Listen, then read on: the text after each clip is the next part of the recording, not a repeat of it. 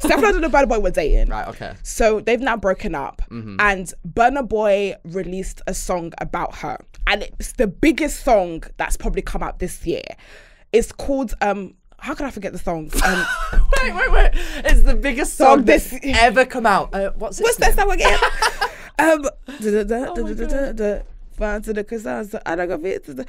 It's called is it I need the boy and shy yo hey I need the boy and shy. I can't remember what is the song. Do you know what? Yeah, I tend to do this. I have brain freeze. Sing it and see if your phone knows. Do you know what is the song? How good you are. It's called Last. That's it. Right, Last. Burna Boy came out with Last. Obviously, I wouldn't expect you to know the music, but it's been all over TikTok. Right. So that song has been all over in the clubs and everything. So recently, Stefflon posted a TikTok basically saying when he's a real man and not a mummy's boy. Oh. And it was in shade to Burna Boy, her ex. Yes. Burna Boy now went on Instagram story and put in big fat writing, move on. Oh. How long have they been apart now? I think it's been about a year now. A year, and this is still going on. It's still going on. But to be fair, if my ex, imagine you're trying to move on.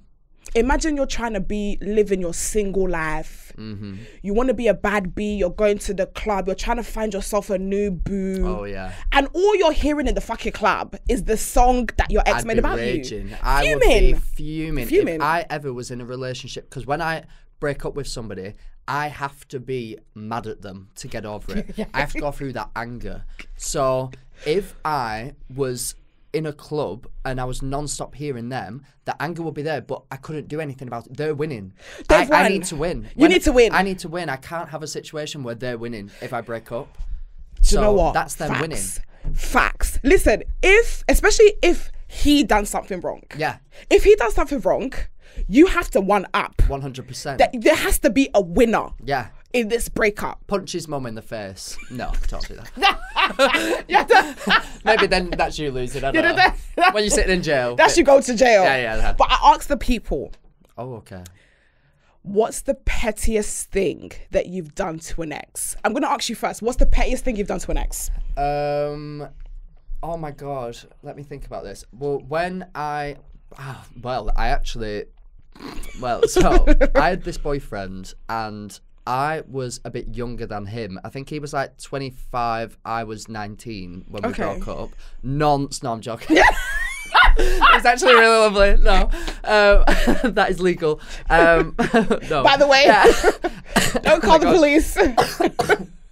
And when we broke up, because I was just so much younger than he was. Well, not really that much younger, but when you're that age, it seems like a lot. Yeah. And I just misinterpreted everything that went on, and I thought that he was like evil and horrible, when looking back in reality not much happened. But when I was really angry, about a year later is when I started to get TikTok followers, and then I started my own podcast. I didn't end up earning any money from it because I didn't know how to put ads in it. How ridiculous is that when you think about it? I did it for like 6 months every week, going in. I had like breaks in between, but it was just me with one of these, not as good as the microphone as this, just in my room, like talking into it with like 1,000 people listening, like woo. And I did full episodes about how awful he was, like slandering him, detailing our relationship from start to finish, and then the breakup and everything. And then about a month after that, he messages me and he was like, Max, what is going on? And I was like, I don't know what you're talking about. I was like, oh, it's proper awkward, this. And he was like, I just want you to know how everything happened from my point of view. He was like, but now the whole internet thinks that, well, not the whole internet, about 500 people, thinks that I'm this like psycho. And I was like, to be fair, yeah, I'm a bit weird. And then I thought I was winning as I was doing that, and then I reflected on it and thought, oh, that's a bit big. You're the big loser. I was. No, indeed. But to be honest, yeah, sometimes public disgrace is the thing. It is. Sometimes you have to disgrace you have to someone disgrace publicly. you do. I agree. And I'm gonna read what some people said. I'm very much for. I'm sorry. I'm petty. I'm Petty LaBelle. Oh yes. I'm mad and petty. So I'm gonna read what some of the bad boys and bad girls said. Right. Yeah. I asked them, what is the pettiest thing you've done to an ex? I'm so excited.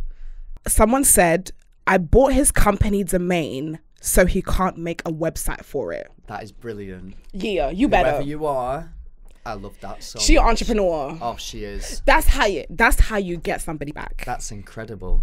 Then somebody said, I went to his house while he wasn't there and sold his PS5 and Jordans I bought for him. That's brilliant. Do you know what? I'm very, like, when I have conversations and they're like, oh, if you were dating somebody, would you take their stuff back? I would not. A lot of times, would you give their stuff back? Absolutely fucking not. I'm not fucking giving it back. Nope. But I'm sorry, yeah, if I bought you a PS5, I'm taking it back. Oh, 100%. If I bought you anything, it's mine now. Yes, no, seriously. 100%. I paid for it. It doesn't work the other way. Where's the receipt? Bring that. She got went it. to his house. She As took she the should. PS5. She took it back. As she should. There's no way we broke up and you're gonna be there having a good time on the PS5 I bought you. Absolutely No way. not. Do you know, I know somebody. Do you know, what's it called? That little, like, grassy thing that you can eat, cress. Yeah. That can grow anywhere.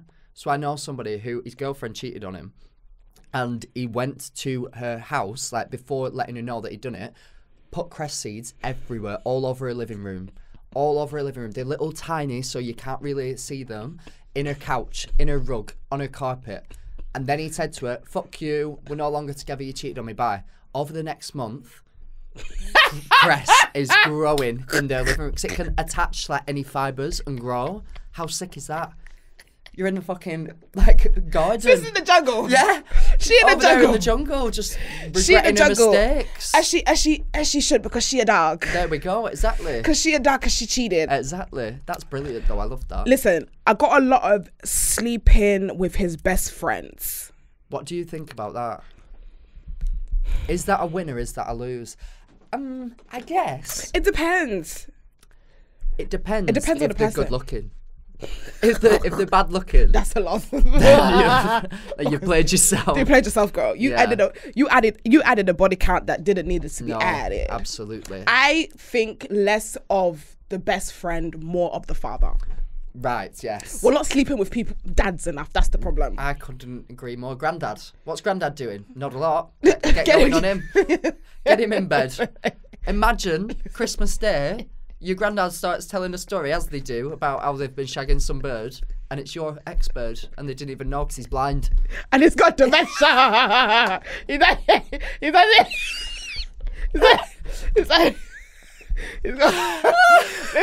Listen, start shouting at the granddaddies.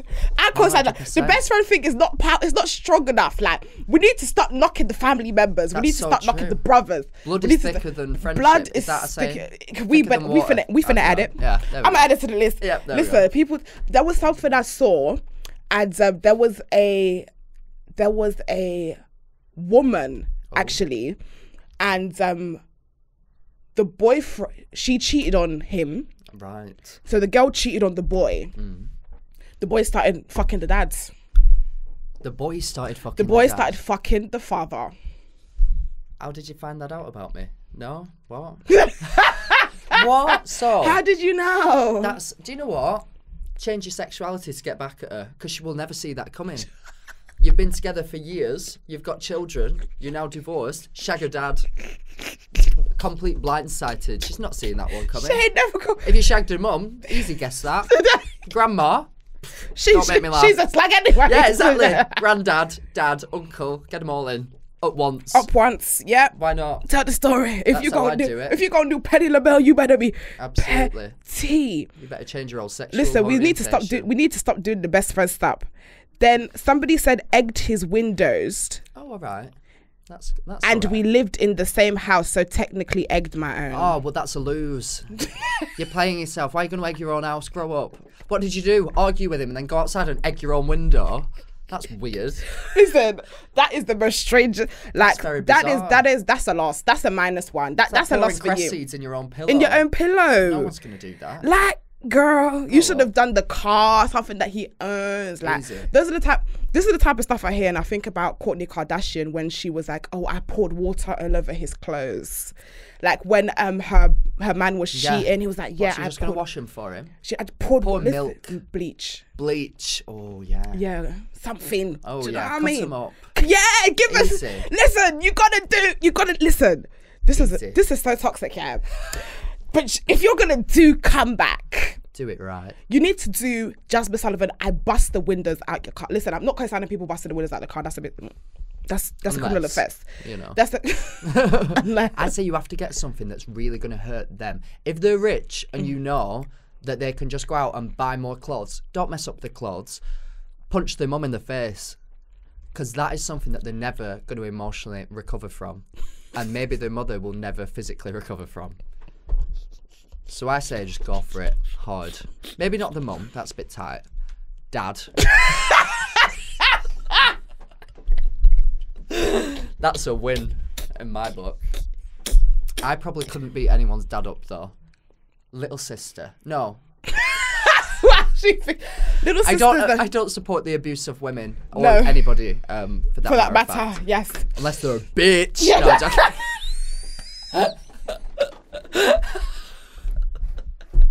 No, no, I'm joking. Listen, we don't condone violence here. Honestly, on a more serious note, yeah. I wish I was more petty. I'm gonna be honest. I really do wish I was more petty. Sometimes when I hear certain people's stories, they're like, "Oh, I've bleached this person's and I've done."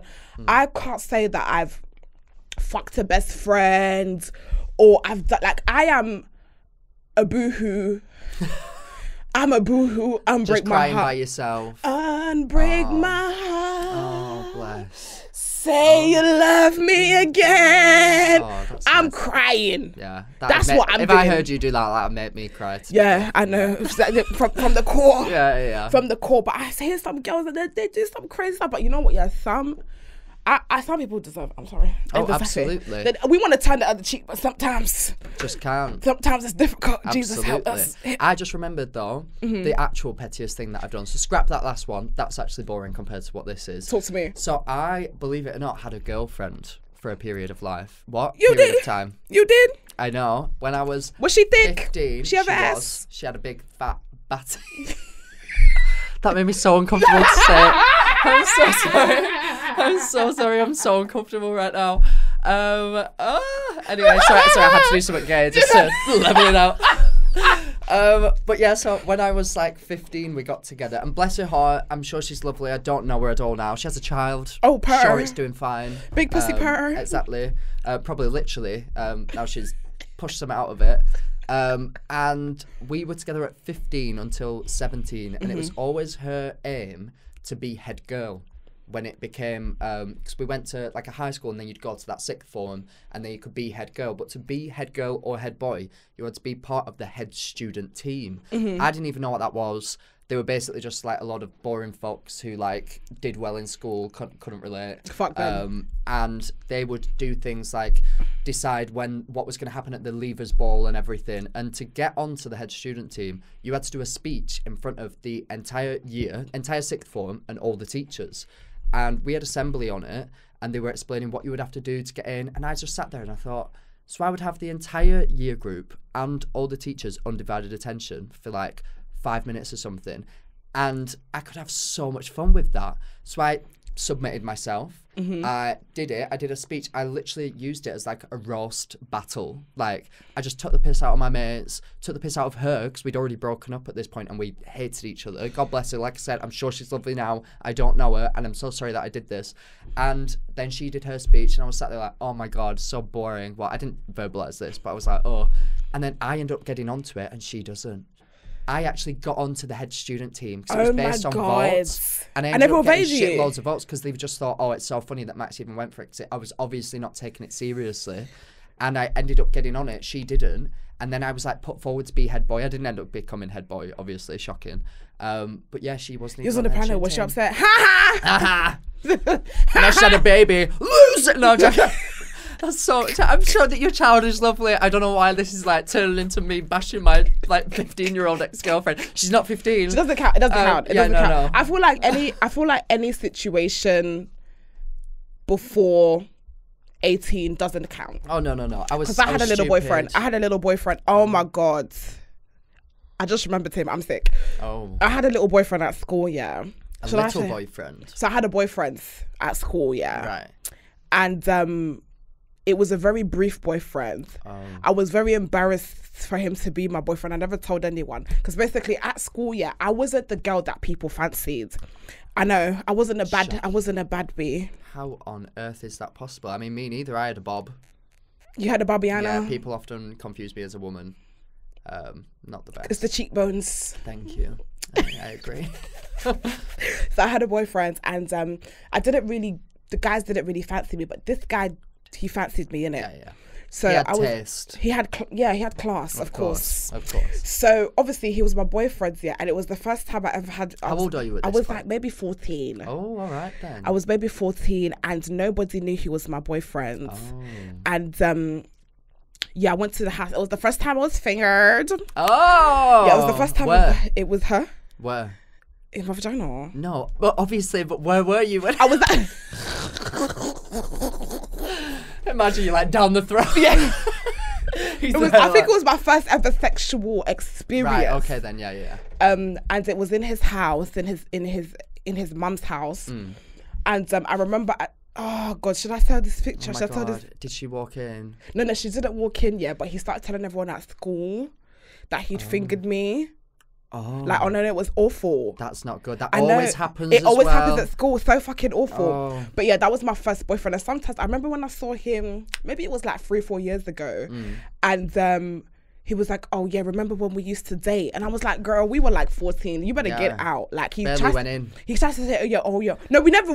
Oh God. Listen, I didn't lose my virginity with him. I lost it the next year. Okay. Good. But he saw me at one of this uni thing. Goes, oh yeah, you know, like he was talking. He's like, oh yeah, you're my ex, and I'm like, ex what? Yeah. How long were you together in total then? It was like 3 months. That's nothing. It was like 3 14 months. as well. Yeah, it doesn't Barely count. A finger. I've done that with most of my family members. I've not, unless you're watching. And no, I've definitely not. Matt, you are. That's nothing. That's Christmas Day. Oh my God. But yeah, no, the secondary school love doesn't count. No, it doesn't count. There was someone I did fancy in secondary school, but he's in jail now. Free him. Oh, bless it. Yeah, get him out. Free him. He actually. Absolutely. Oh my God, he actually messaged me. You know. Wait, what did he do? Why is he in jail?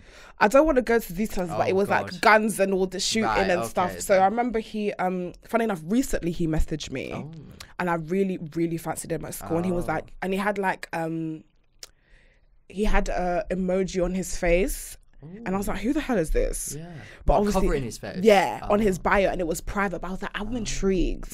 Who the hell is this? Could but you I'm see intrigued. a bit of the like shoulders? Yeah, he was. You know, the gym guys really. Yeah. That's you what can they tell do. just by the collarbones. Yeah, like he was looking, and I was like, who's this? And he was like, it's Bobby. His name's not Bobby, by the way.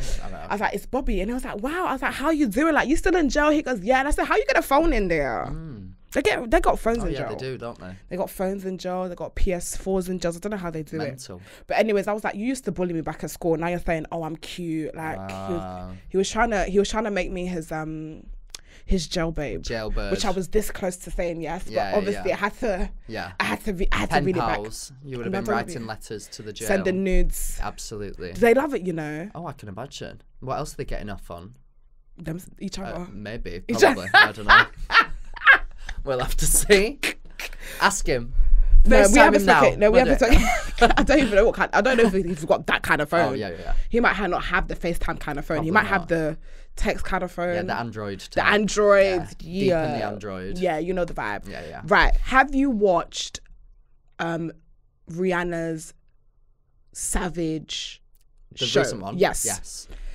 Did you see Johnny Depp was in it? We did see Johnny Depp in it. What was he doing there? Bit wild. It was a bit wild. I know there was a lot of backlash for it. Yeah.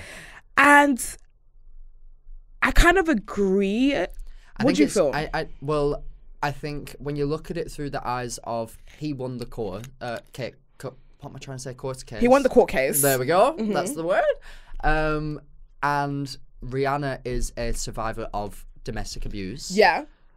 then I think that's why it was done. But then I also think, whilst he won the court case, it wasn't like a Rihanna situation where one person just did something and the other was just completely the victim. Yeah. It was very much, even though maybe it swayed more on one side, it was very two-sided. So I think it was kind of still bad taste. It was kind of bad taste. Yeah, I get it. I get For the it. publicity of it all. But then it's also like, you're Rihanna. You don't really need the publicity. It's Fenty. Like, Yeah, I'm still interested. And on top of that, there was... He doesn't have the sex appeal for me. Like, I saw him in it and I'm like, I'm not quite turned on the way I need to be. No. It was like... unnecessary. How does it was fit. It looked like he was walking on the road. Like he was walking, but it was more like I'm walking on the bus stop. To the bus stop, as opposed to I'm walking like a bad bee. Yes. I didn't understand his reasoning there. Sad bee. He was a sad bee. He's just broke up with his wife. And she took the car, she took the kids, so now he has to get the bus to work. He's a sad bee. He's not a bad bee. He's not a bad bee. His paychecks going to her, even though he doesn't like her. Fuming. That was very much the vibe that he was giving. Like it was. I didn't understand what he was doing there. I understand people's frustration. It was a very complex case because both had been proven to be participants of domestic violence. Yeah. I'm not sure why Rihanna did that. I but don't.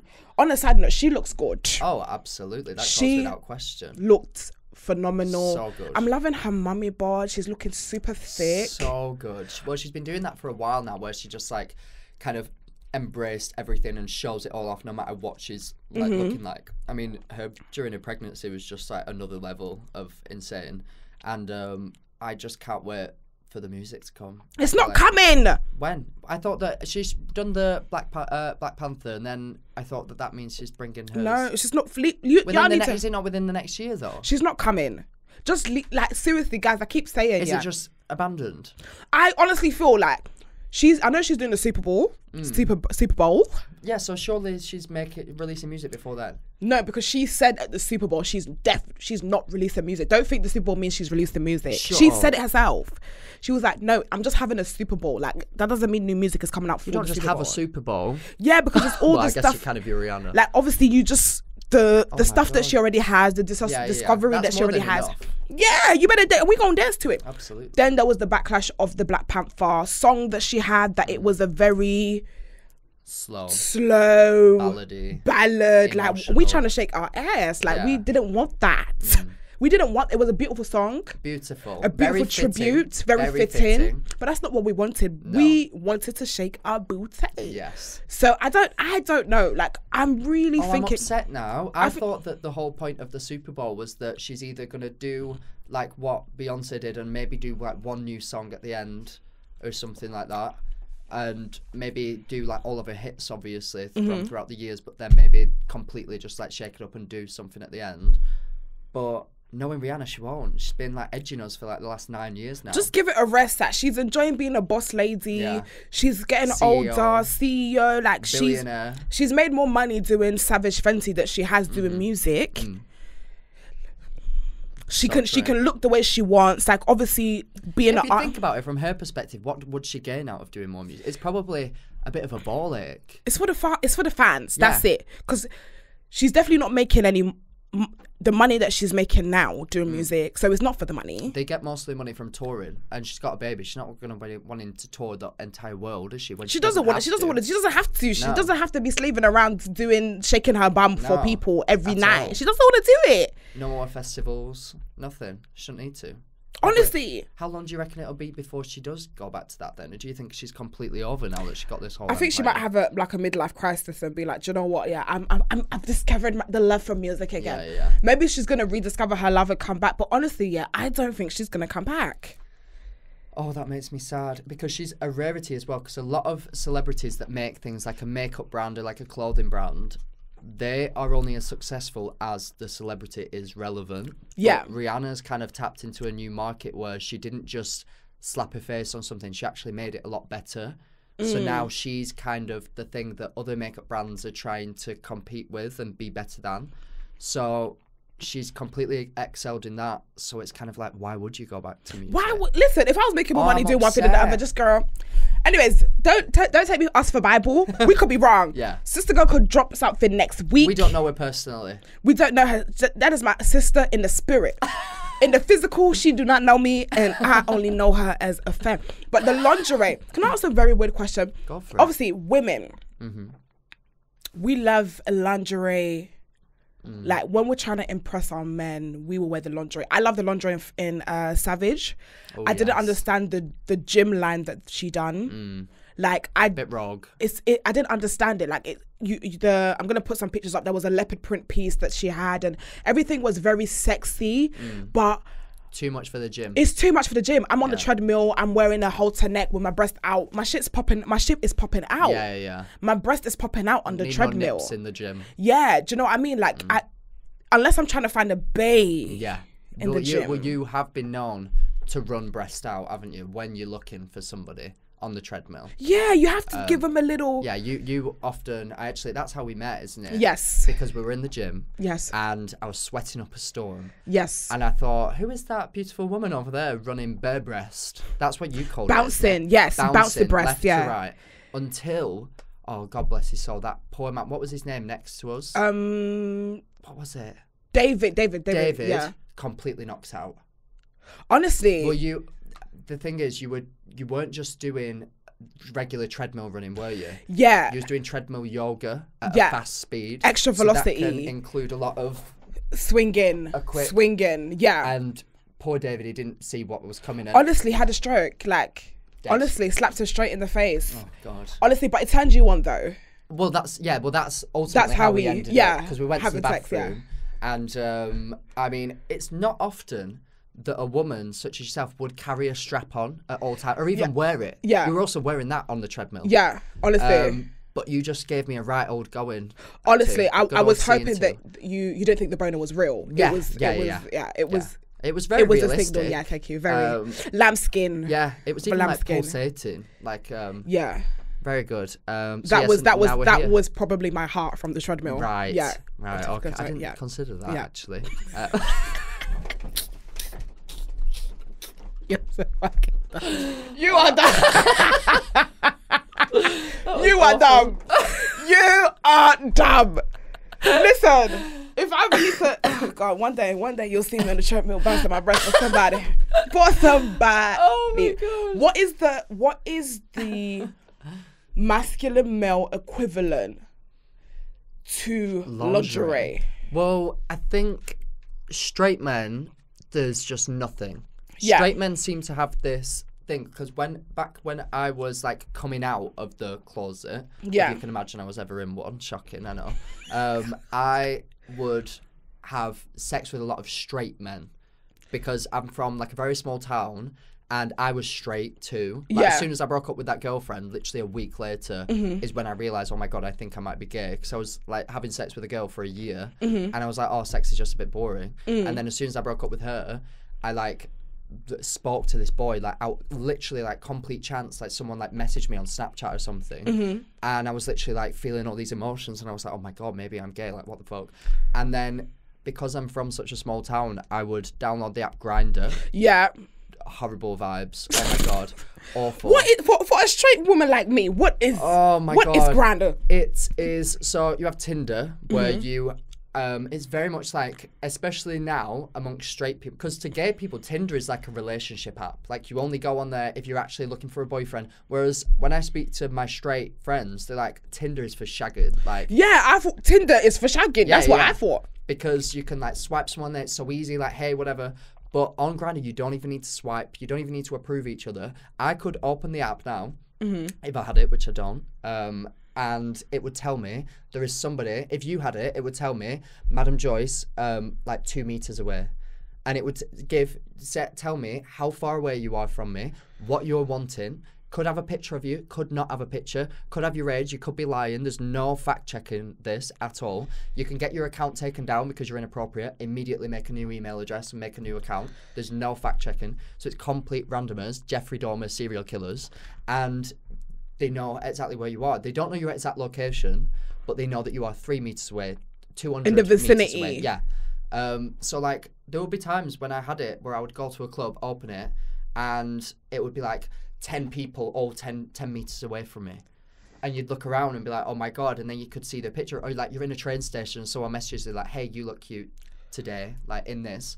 Yeah, so creepy, so creepy. So imagine me at 17 years old, I've just broke up with my girlfriend. I'm starting to think, oh, maybe I'm gay. I hear about this app. Oh, okay, I'll download it. Go onto it. Whilst I'm drunk after like a night out with my friends, I go home and then I'm on it and I'm like, oh my God, I'm going to go meet a boy. Like this guy's saying he's like 24 or something. I'm like, oh my God, this is so weird. Go into a car, it's like a 33-year-old man. I'm there now. I'm like really drunk. Like then like takes me to his home. I end up shagging him up the arse, a 33-year-old man, going into this home that I'm very quickly learning is like a family home. I'm 17, by the way. Nonce. Weirdo. Whoa! Shag this guy. Then I leave, and then he messaged me, oh my God, thank God you left. My wife just came home. Oh, my, do you know what? Yeah. I've heard so many stories about this. It is shocking. The amount of people...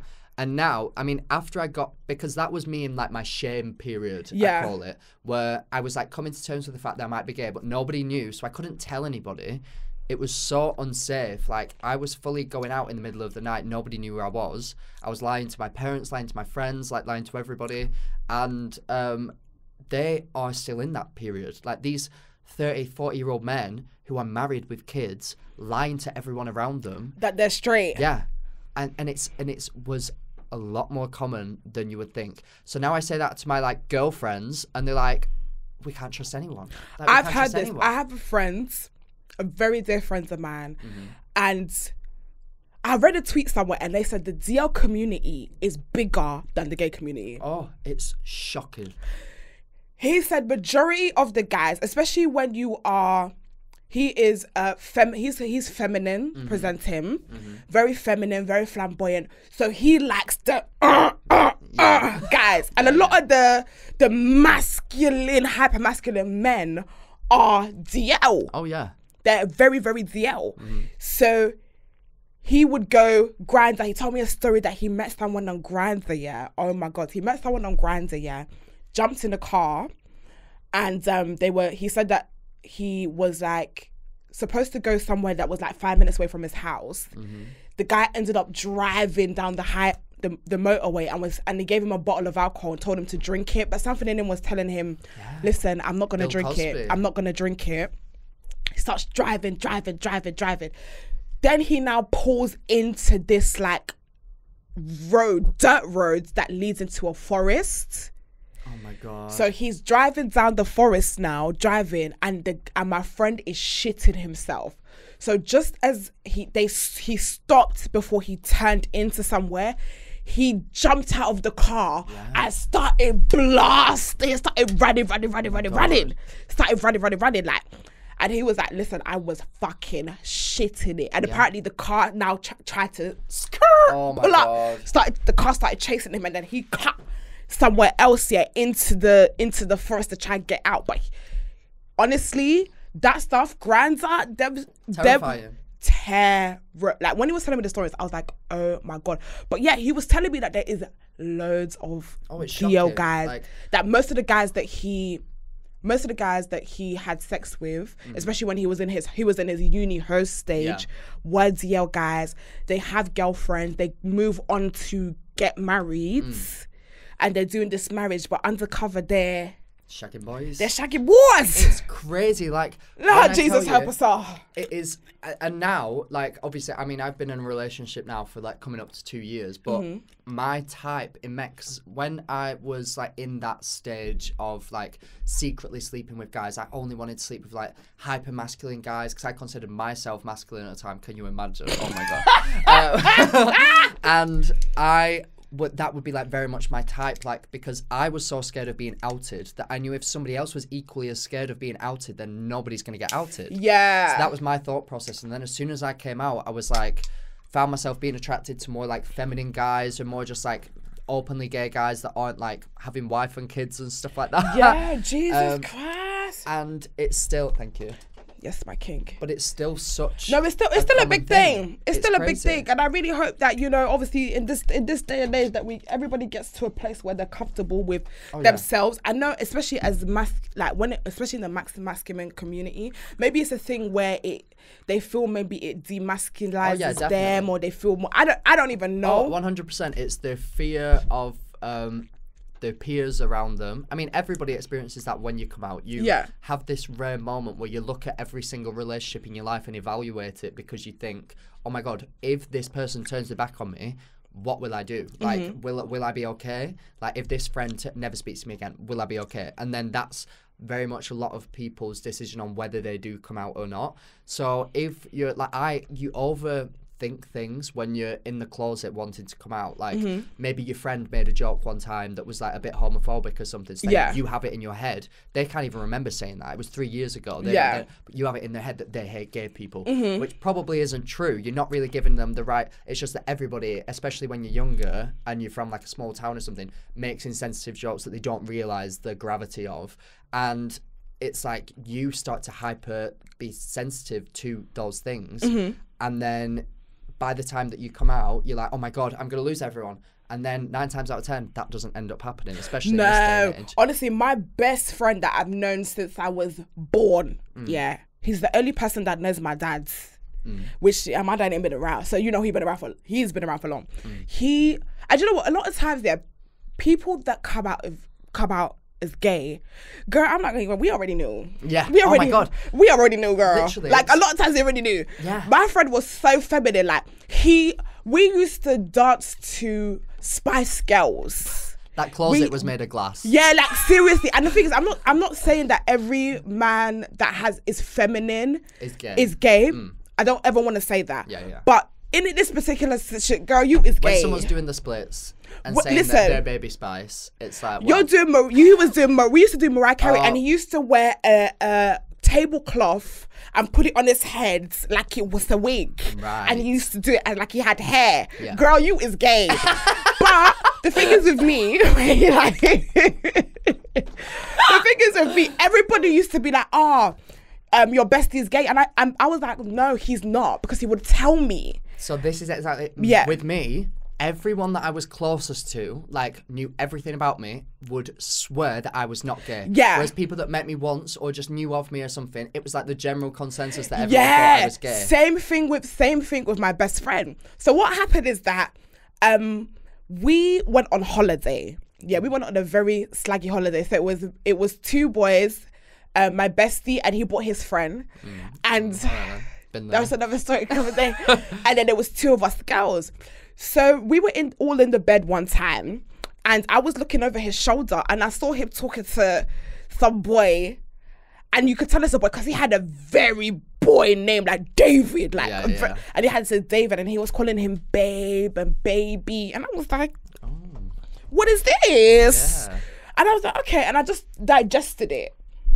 And then after that, I saw him talking to him again at the airport, and it was looking very like, this man is called David. Like, why are you calling him baby? Like, so after the holiday, I processed my thoughts, and I came up to him, and I called him, and I said, I need to ask you something, and I don't want you to lie to me. Bearing in mind, all our childhood, people used to call him gay. They were like, even my sister was like, oh yeah, well, how's your gay friend? I said, he's not gay. Yeah. Because he would have told me. Like, that's my best friend. Yeah. And I said to him, brother, are you gay? Like, I straight up asked him, because he was like, why are you asking? And I said, because I saw you talking to some boy called David, and you're calling him baby. How old are you on this holiday? I must have been 18, 19. So he's about 20. Yeah, he still has not said nothing. And were you having conversations like about him not being gay? Were you just not having conversations about that full stop? The thing is, because people would say it, you didn't want to bring it up and make him uncomfortable. No, I used to fight his corner. I said, no, he's not. Right. Because in my mind, I'm like, this is my best friend. He would tell me. Yeah. Do you know what I mean? He would actually tell me if that's the case. And if he ain't say it, that means it's not true. Yeah. Like, I'm always going to fight your corner. I'm never... But we did have I don't think we've ever had the conversation, because he would say no based on what other people were saying. So I'm just like, okay, yeah, he's not what? Come and fight me, kind of a thing. So I was the first person he came out to. Oh. When I caught him like a rat. Yeah. You know who he is.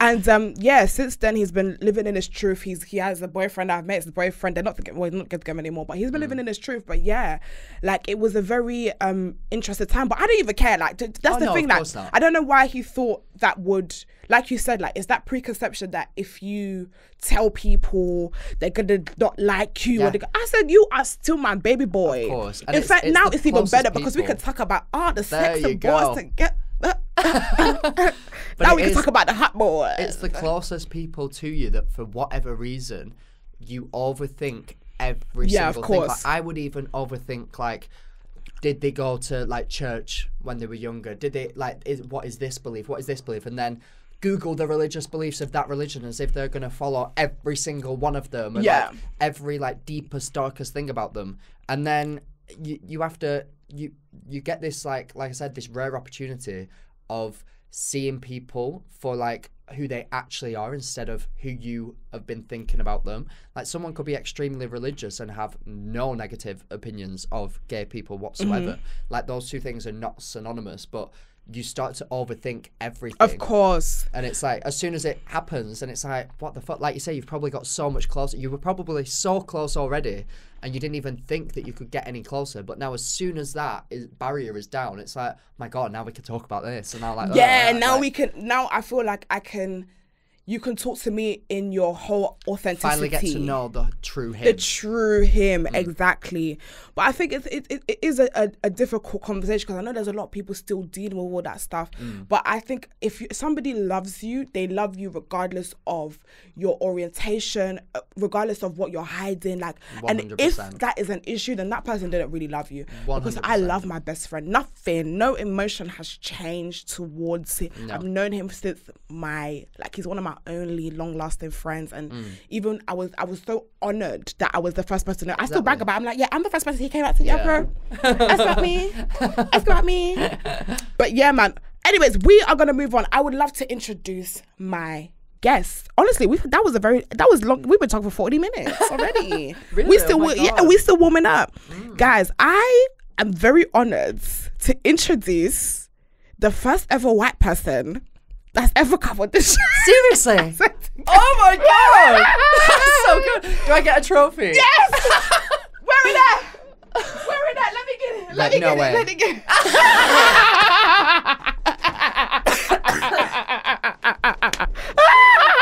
I was literally like, oh my God, really? I was like, what is this going to be? Like a carton of milk? Like, what's it going to be? Oh my God. Honestly, you are the first ever white person. Guys, can we actually...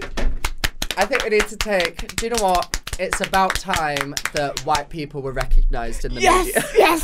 Yes.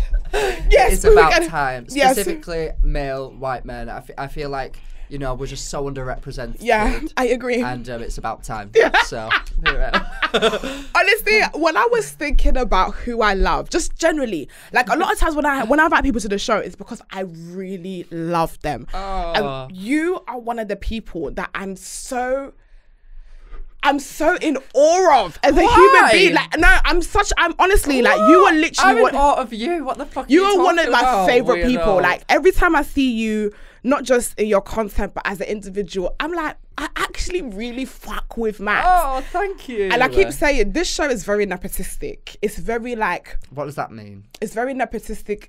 Like, okay, wait, let me Google because I'm about to... I don't know what it means. I'm using words that... slam that word out. Nepotism.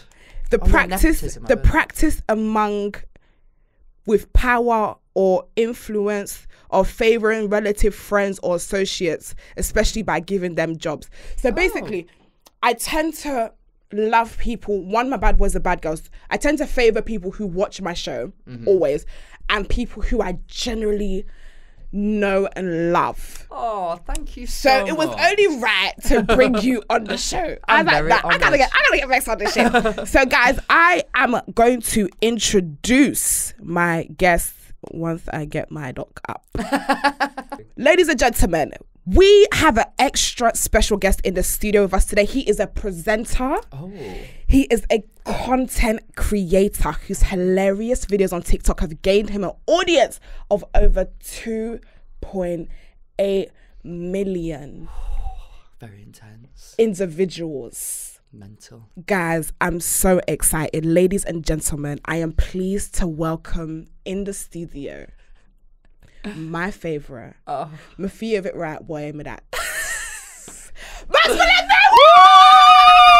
Oh, thank you go on. Just like when we met. Oh my God, I'm having a flashback.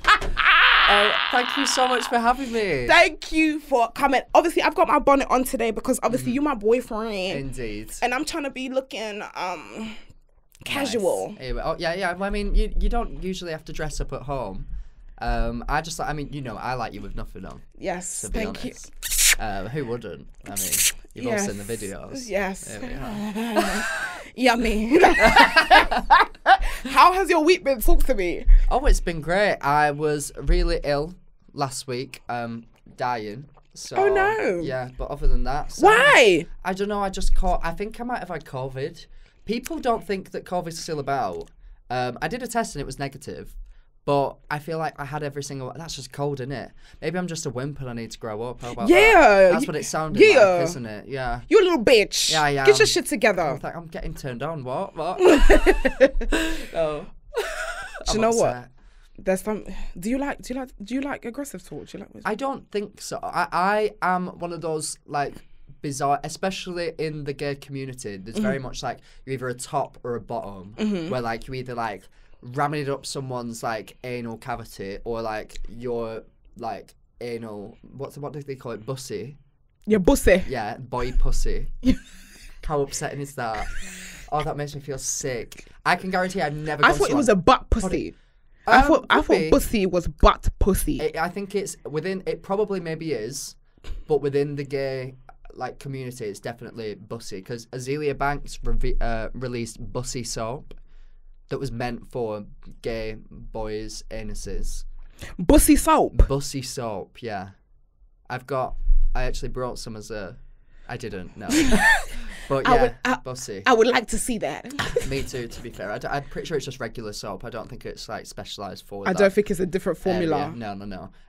But yeah, it's very much like you're either this way or this way, whereas I kind of float between depending on like who I'm with. That's like my friend. She said that she in the middle. Yeah. I'm like, there's been times where I've been in a relationship where I'm more this way, or times where I'm in a relationship and I'm more that way. But am I the sort of person that wants to be like, you fucking disgusting little piece of shit? No. I know people that are like that, where they want to like, I know this one person who likes to turn up to someone's house with a blindfold on, knelt on the doorstep, and then doesn't have a clue what this person looks like or anything, be like led in, crawls into the house, and then they just use them to whatever they want to do. Like, that's like submissive. That's like very submissive. That's very scary. I don't think I could handle that. I'd be terrified. I need to know. I'm not one of those people who wants to be tied up because you could kill me. Have you seen Wendy Williams, where she was like the killer? Yeah. Yeah, the killer could be coming for you at any time. So I'm not going to give the killer a free chance to kill me off. Y'all don't watch enough crime. What do they call it? True crime. Yeah, there we go. I've been watching true crime recently. On TikTok, I have been in a true crime loophole. All over my For You page. Fucking hell. So, I think I've become a true crime babe. Oh. I was never a true crime babe because honestly, y'all know I don't watch horror movies. Me neither. Because terrified. I am covered by the blood of Jesus. I am a Christian woman. So I cannot watch all that demonic stuff. No. But listen, the For You page, has really been... I've really been fascinated with some of the true crime stories. I watch them all. Like, I'm not gonna lie, me too, you know. I'm not gonna lie. Documentaries on my For You page. No, seriously. Shout out all the people that do part 1, part 2, part 1 of Bobby Juliet crime scene. Yeah. Part 2 of I am living for it. Like, and especially, why do I watch true crime in the middle of the night? But maybe you're destined to be some sort of detective. Do you think you'd be good at that? Yeah. Yeah, you wouldn't leave like any traces. You're good at. Are there any examples in your life where you've been good at finding things out? Do you think? Yeah. So I found out that my boyfriend was cheating on me. Yeah. Because I logged into his Snapchat. Oh. Yeah, I logged into his And how Snapchat. did you get the password? Because he gave me the password to his email one. No, he said he gave me the password to his computer one time, and that dummy had the same password for all the other fucking social media. Very fucking rookie mistake.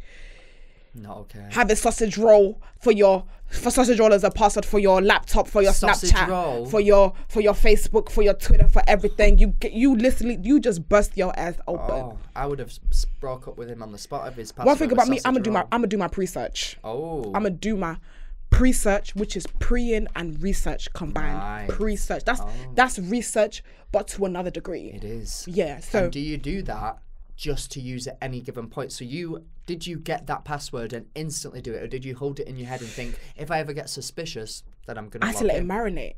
That's pre-search then, isn't it? You have to collate before you participate. Oh, so then you can catch in masturbating on Snapchat. Yeah. Filled with hate. Yeah. Buy the mixtape. Buy the mixtape is coming out. Soon, yeah. Coming out soon. It's a feature. Indeed. It's a feature. But yeah, I would say like when I want to do my crime scene investigation on a board, I'm gonna find something. Listen, I'm the type of woman, I will find your mama. Oh. Listen, you could introduce me to your mom. I already seen her. I know what church she goes to. You've been to her house? Yes, on Facebook. Because she's selling that chair on Facebook Market. Oh. And I saw it. I know what carpet you have. Oh. Yeah. You went in and bought it? Yeah, I was there. Yeah, just to get any bits of dropped hair that were a DNA test. Yeah. See if he has criminal records in his family. Yeah. Then you know. Yeah. Wow. Listen, I could do my research. Oh.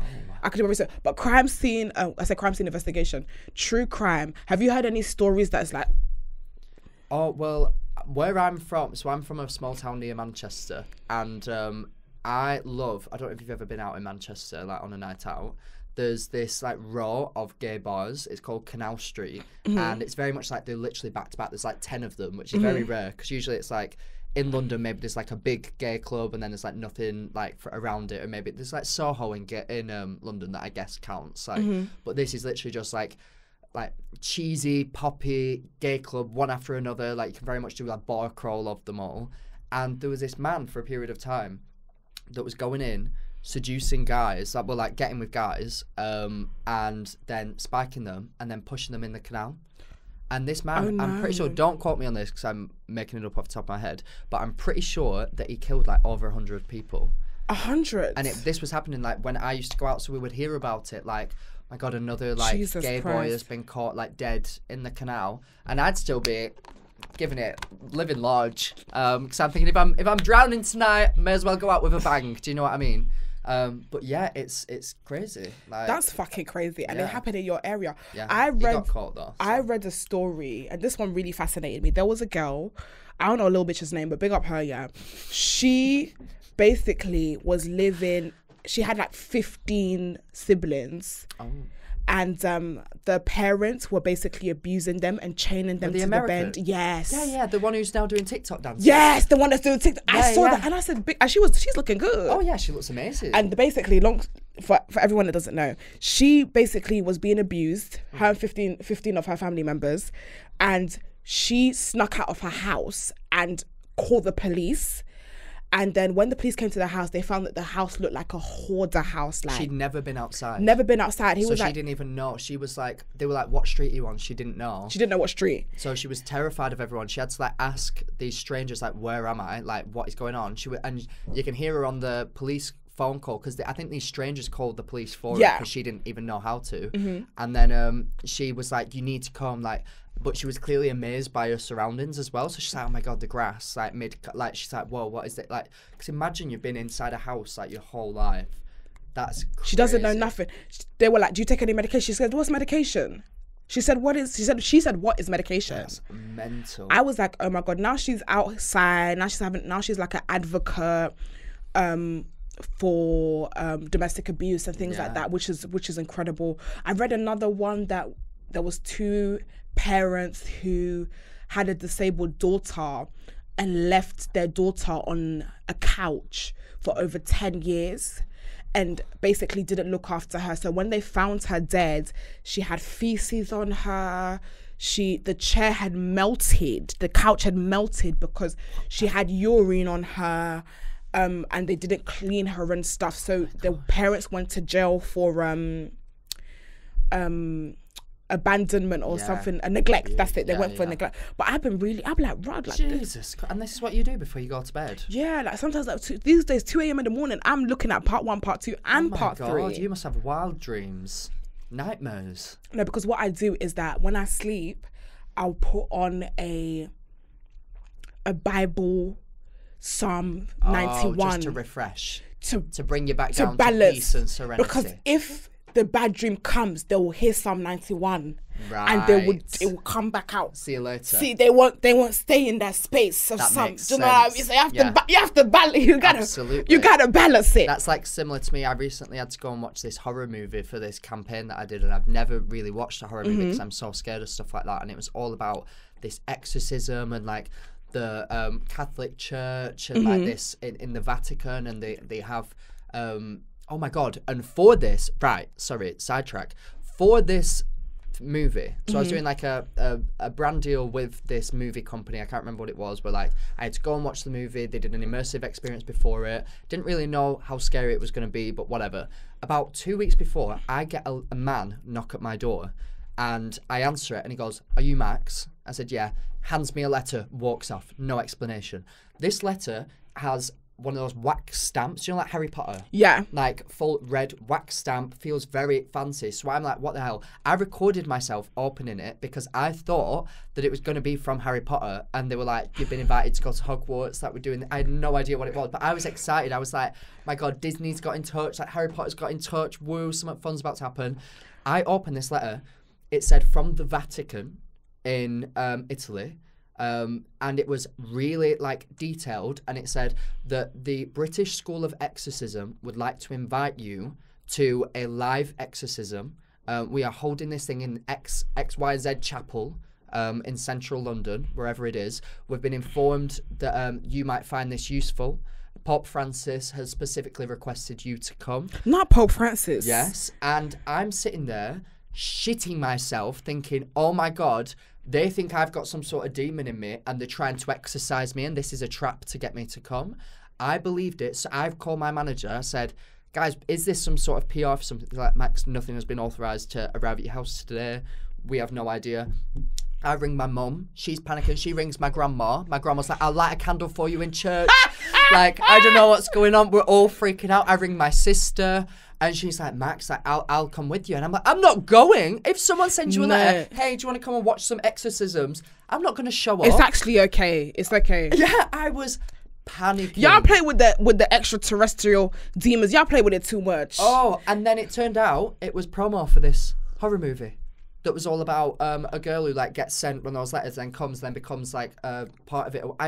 And it was, but for like 3 days, we didn't find out until like 3 days later. I got my camera out. I was like, I'm going to post this on YouTube, like, because I'm going to log this. I'm getting proof that I am going to be exercised. I was like, yeah, I was thinking, oh my God, because I'd sat and thought about it. I recorded myself like opening the letter, and I was like, oh my God, I have proof of this from beginning to end. Like, imagine if they like are going to exercise me in some way, because you hear about stuff like that in horror movies, but apparently like in the Catholic Church, they have a full department for like exorcising demons out of people, which is just too much for me.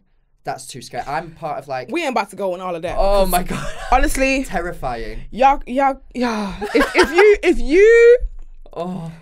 If you have grown up in Pentecostal or white garment church, you know what it is. That's all I have to say. Terrifying. You know what it is. We ain't gonna talk too much about that. We'll have a conversation about it after. But I want to play a game with you. We don't even need to. Yeah, please, can we just stick to the game? I want to make sexism. I want to play a game with you. Right, okay. So we have a game called Win or Bin. Right. So I'm going to give you a topic of conversation, and you are going to tell me whether it's a win or a bin and why. Right. Okay. Are you ready? I'm ready. Wait. Win or bin? Kissing your partner first thing in the morning. Bin. I'm sorry, as much as I love you, you smell like absolute shit.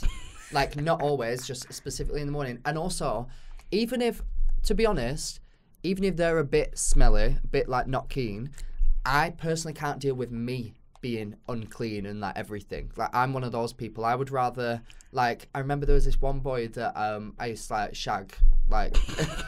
I love that word. He had wife and kid. No, I'm joking. And he would smoke, which I can't really hack. Like, people who like smoke cigarettes, like, it's fine if you do that. I don't really mind the smell of it fresh out of a cigarette, but the taste that they develop in their mouth when they've clearly smoked like 5 cigarettes that day, it's like sour, like gross. And I was getting with him one time, and I could just tell he's lit some cigarettes up in his car before this. He's chain smoking. Oh, awful. And all I was thinking was, if I was you, I would be horrified knowing that that was me and that people might be having this perception of me. If someone that I'm around has smelly breath, I'm just like, ooh, they have smelly breath. But if I have smelly breath, oh my God, that's worse. So big fat bin. Honestly, I don't like smelly breath. Oh, you're getting down in the morning. Are you a morning sex or a nighttime sex? Say you've like gone out, you've had a few drinks. Are you the sort of person that gets like freaky in that situation? Or are you like, oh, I'm dead, I can't do it, and you wait for the morning? I'm both, bitch. We finna do it twice. I'm both as well. We finna do it twice. But I'm a morning. Listen, I don't want to be that babe.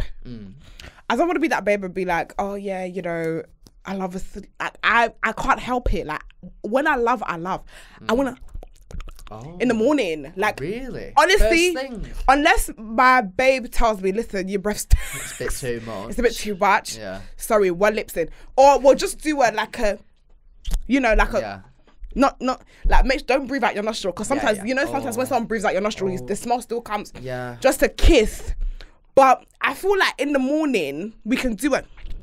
Yeah, we could do a lips close. We could do a lips close, but I think I would feel self-conscious to lip someone in the morning, like crack of dawning. Yeah. I've just finished yawning type of vibe. Oh, see, knocking out the rhymes. Here we are. Big pussy purr. Yeah. Oh my God. Would you do anything? Right. So would you do anything sexual if it didn't involve kissing, or is that too much? Like, you need the kiss to. Need the kiss to marinate. That's like prostitute vibes, isn't it? Like, shag me but don't kiss me. That's the people that have sex and they don't kiss. It's because you clearly don't rate each other. Yeah, exactly. You don't rate each other. Like, if there's no love here, it's a physical. That's a boom, boom, boom, and go. Yeah. Like, you're not doing that type of sex with someone that you care about. Yeah. If you care, if you love and you care and you're romancing, like, you will. If you're into them, then you'll. Yeah, if you're into that, your lips. Oh, if you're not into them, then you'll just do boom, boom, boom, and go. But in the morning, I'm not so against it. All right then. I'm not so against it. But if the person do you brush twice a day? Yeah, but I sometimes brush more. I'm one of those people that, like, if I'm going out, like, say if I'm like going out for a meal, I brush my teeth before it. If I'm leaving, like, I woke up, brush my teeth after my breakfast, and then before coming here today, I brush my teeth again. I don't know why. Like, if I'm leaving the house, I feel the need to like have a clean mouth. Yeah, you need to make sure your breath is. I'm gonna be honest. I didn't grow up brushing my teeth twice a day. Oh, really? That's not a thing in my household. Do you just do it at night or in the morning? In the morning, like first thing in the morning, you do you brush your teeth. When you think about it, I mean, I know that they say brush your teeth twice a day, but if you're just like going to sleep, I guess it's good to brush your teeth like, while she's going to sleep, but it doesn't make. I'd rather someone brush their teeth just in the morning than just at night. So what happened is that I didn't start brushing my teeth. I didn't brush my teeth twice a day. Yeah. Ever? Never. I just used to brush it once. Now, because basically I got gingivitis. Oh, so really? I got like I literally recently had to get a clean. You look like you have good teeth though. Yeah, because God has blessed me. Obviously I didn't know that wasn't a thing. In my household to brush twice a day. You brush in the morning before you step into the scene, innit? Yeah. But now I'm brushing twice a day. Thank God. I brush twice a day because, guys, you could get gingivitis in your teeth. Yeah. And what is that? Isn't that when they go like? But don't they go yellow when you get gingivitis? So basically, it's plaque. So everyone has plaque. Yeah. Yeah. The reason why you should brush your tooth twice a day is because of placky. Mm-hmm. Yeah. which is a bacteria Oh, that grows in your mouth. Yes, purr. So what happens with gingivitis, the bacteria, because if you don't brush it properly, it will go into your gums. Oh. And then because it goes into your gums, it will cause inflammation. Now, it's difficult. Listen, I'm giving you real science Yeah, here. I know. I was going to say, we're learning a lot here. I'm giving you. I'm enjoying it. Thank you. Yeah. Education. They don't teach you this at school. They don't. Yeah. So because it gets into your gums, it's difficult to then brush it out. So then that could develop into a severe Gum disease. gum disease called periodontitis virus. Right. Perio something. Okay. So then that's when your teeth start falling out and the bacteria starts attacking the bone. So you have to get it specially cleaned inside the gums. Oh my gosh. Yeah, and that cost me through it. Yeah, that cost me £200. Oh God, not keen on that. That cost me 200 quid just to them to brush for me. Oh wow. They brush my gums. Wow. So guys, brush your teeth twice a day. Yeah. If you've learned anything from this podcast, please brush your teeth twice a day. Please. Brush your teeth twice a day. Indeed. Vulnerable. I did. It wasn't a thing. Like I didn't grow up brushing twice a day. How are you supposed to know? How was I supposed to know? No. But I do want to get. I am in the process of getting some work done. Oh really? I'm Invisalign. Yes, I saw that nice little shit come out your mouth. Yeah, and the slabber goes everywhere. So what are you gonna do? So I have been doing it now. Wait, let me find a picture of what my teeth used to look like for you. Because send it to me so I can give it to my editor so that they can put it up. So Invisalign is the thing. Invisalign is like the clear plastic that. So do you know when people get braces and they have the big metal retainers? Like when it kind of is a retainer, Invisalign is, but when they get the big metal like strands that go over them, like the train tracks. Yeah, the train tracks. Yeah. And then what they do with that is they pull your teeth into place, and like every few weeks they'll go and get them tightened, so then they'll move a little bit more, like every 3 or 4 weeks. Okay. Whereas Invisalign is plastic that you put over, so you can't really see it as much like in day-to-day life, and every week you change to a different set. So instead of going like once a month and getting it tightened, every week it slowly changes them more and more. Oh, lovely. But let me show you. Was your teeth that bad? I had a gap in between every single one of my teeth. When I first met you, I had actually had Invisalign at that point. It's still going now. I'm close to finishing it, but yeah, I probably didn't have gaps in there. No, I didn't. You know, there's some people like not to be rude, but they have teeth and you're like, wow. Oh yeah, no, honestly, like it's noticeable that their teeth like are not I aligned. But I didn't. didn't. I'll find it. I'll send it to me. There's no stigma here. Literally yesterday as well. My boyfriend was on his like Snapchat memories, and it was a picture of me from a year ago, and. Like, at the time, you wouldn't think of anything of it. And then he looked at it and he went, oh, my God, Matt, you look like a meth addict. And I was like, what? And he was like, because you look like you have, like, a gap. I had a gap in between every single one of my top teeth. So, like, especially the middle. So, it was, like, gap. And then it makes your teeth look, like, stubby. I mean, some people can pull it off. I could not. I looked like a child that, like, hadn't, like, formed proper teeth. So now. Oh no! Yes, you got the straight sexy teeth. Here we are, indeed. They wanted me to do Invisalign. All right, yeah. Because basically, I'm getting composite bonding. Oh really? Okay. Yeah, on the top and the bottom, and I'm getting gum lasering as well. Oh. Because when I smile, you know, my teeth are quite. They're straight. Yeah. But because my gums are so low, they make my teeth look quite small. Right, okay. Like I've got baby teeth basically. So they're gonna lift the gums.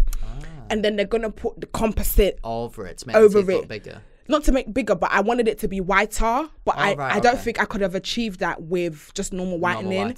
So they're gonna put composite, so it's extra. So guys, if you see my teeth blinging 1 week, it's because it's complete. Oh, it's good. Like, yeah. I'm getting composite after I finish my Invisalign because for me it wasn't like for you already have like teeth in the right place and everything. Yeah. So like just a bit of composite will make it just like look how you want it. But for me, I fully had to change them all. And, like, that you have to get if your teeth are not straight, you have to get Invisalign first and then get composite bonding. Yeah.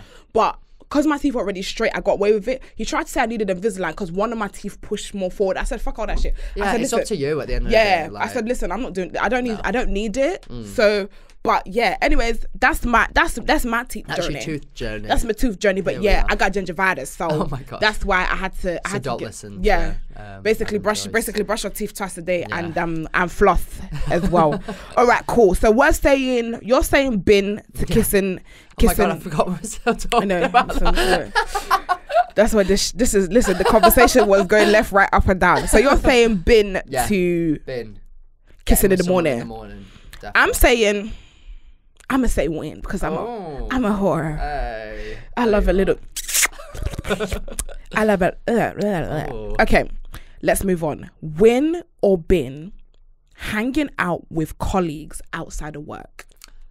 I say win if you actually like them, but you always have to remember that work friends can be very temporary. Like, yes, it's kind of like school friends, like lower school, when you become friends with people because you're with them every day, but you don't realize that until you leave. And then you kind of look at them and you're like, oh my God, it's all that we had in common that we spent every day together. Yeah. And it's like, that is kind of it. Like, there's nothing else going on. So it's like, if you're in the office, I'm sure that every now and again you crack a joke with each other. And like, maybe if your office do like drinks on a Friday, you're getting lit together, having a great time. You're like, oh my God, this girl is amazing. You get a new job. And it's like, see you later then. Bye, little bitch. Yeah. So, I mean, I say enjoy it whilst you can. Win. Like, go for it. But always remember, like, don't start binning off your actual mates, because the chances are the second that you move job or she moves job, it's not gonna. I don't listen. I'm literally going to bin. Whoa. Listen. I'm excited to hear this. These work colleagues, they fake bitches. I don't give a fuck. They are so fake. Everyone's looking out for themselves at the end. Honestly, especially, obviously, I'm in the content creator space, so it's different. Because this doesn't really feel like a job. Yes. It's a job. A difficult one, by the way, guys. Mm-hmm. But it's not as... I would say it's not as physical, because when I look back on jobs that I had in the past, even when I used to work in a chippy, like my first job was in a chippy, and that took so much more like physical energy. Yeah. Of being like, oh my God, I'm sweating my tits off, fucking frying you better these fry chips, it, yeah. And I'm getting like oil like spurting on me. Oh my God, I'm burnt, ow, pain. I smell like fish, not good. But you smell like the pussy. mental, oh, there we go, been there. But the mental side of it, just go, clock in, clock out, see you later, don't have to think about it. Whereas our jobs now, it's a really weird dynamic where our job and like corporate life, if you could call it that, is based on us as people. So there's no turning off from it, because if you are like doing something that people deem as bad or something, your job is like going down. Yeah. Or like if somebody has a negative opinion of you because of X, Y, and Z, your job is going down. And like, it's so weird to think that something that you could say or do can impact your could get your job ass. as Yeah, well. exactly. And it's just difficult where like people will judge you for things that like maybe you did years ago or something.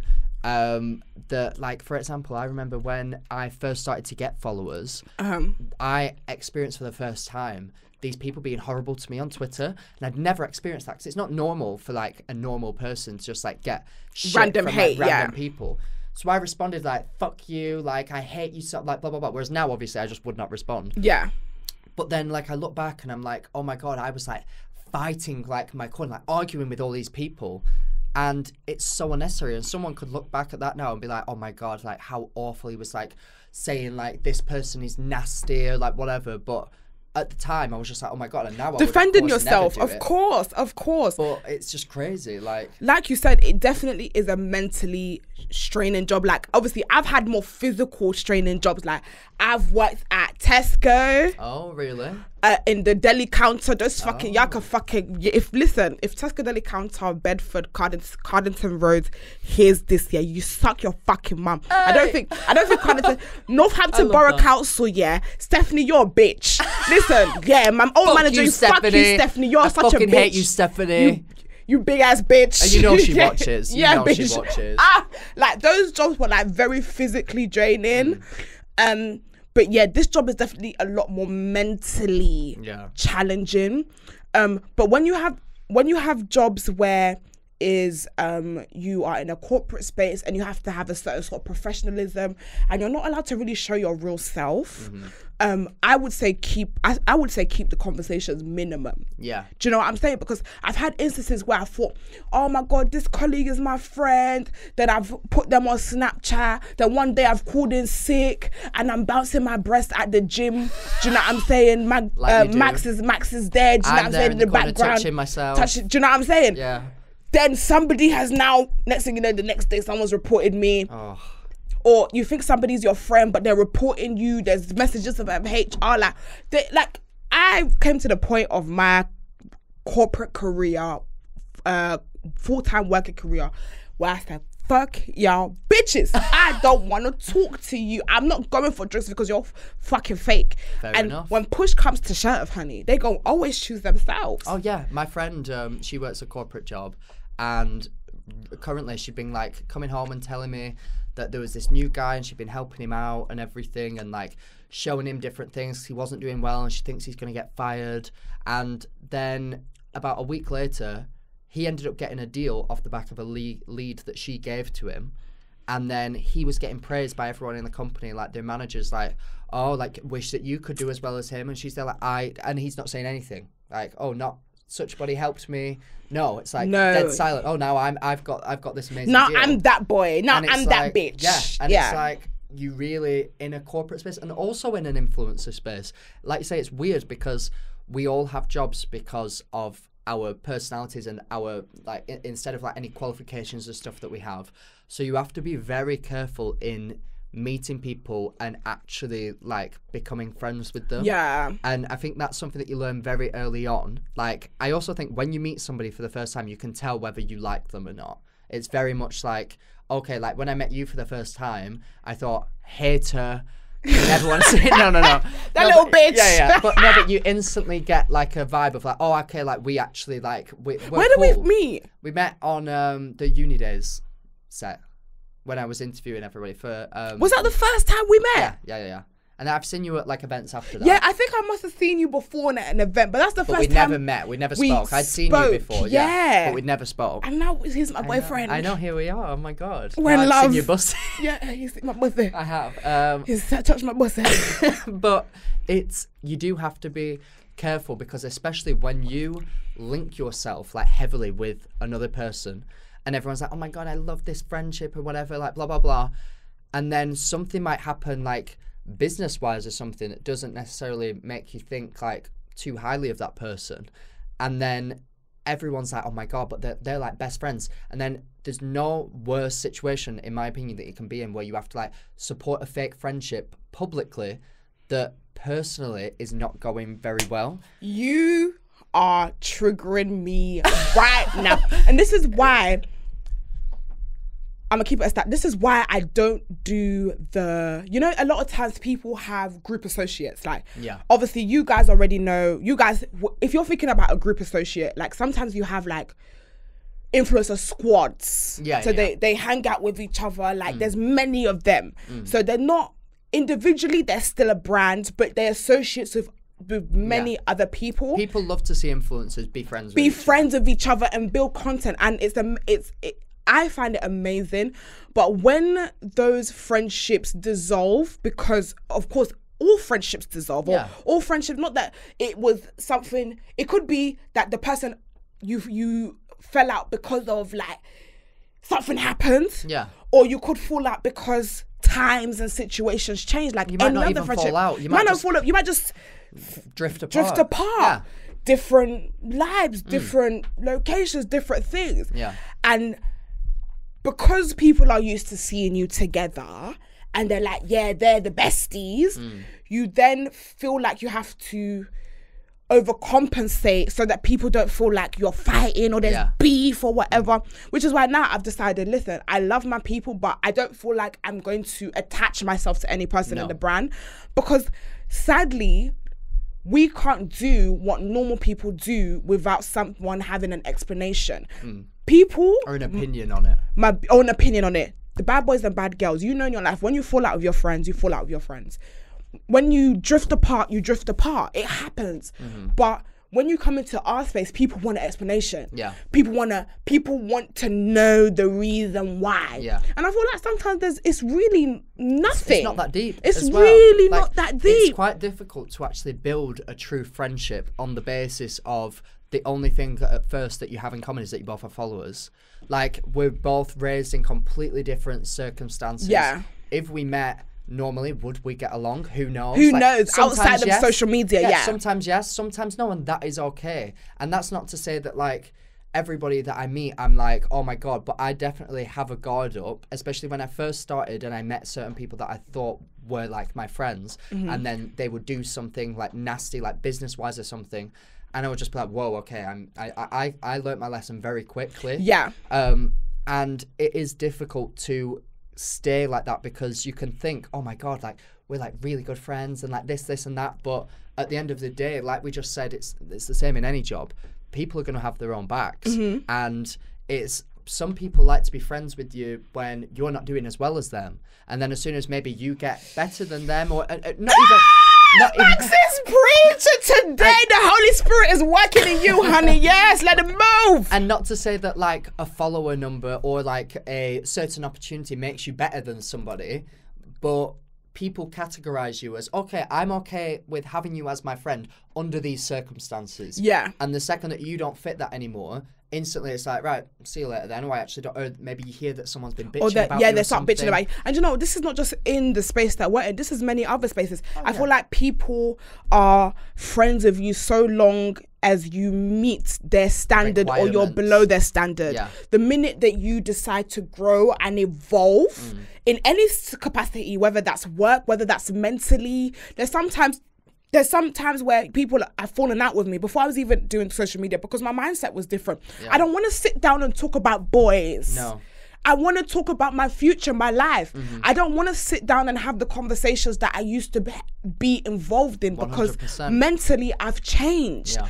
But now it's like, okay, cool, like you're too big for us now. And I'm sure a lot of the girlies and the bad boys have gone through this where it's like you have, your friends are your friends until they start to feel that you are advancing, and that could be mentally, that could be financially, that could be physically in the spaces you're in.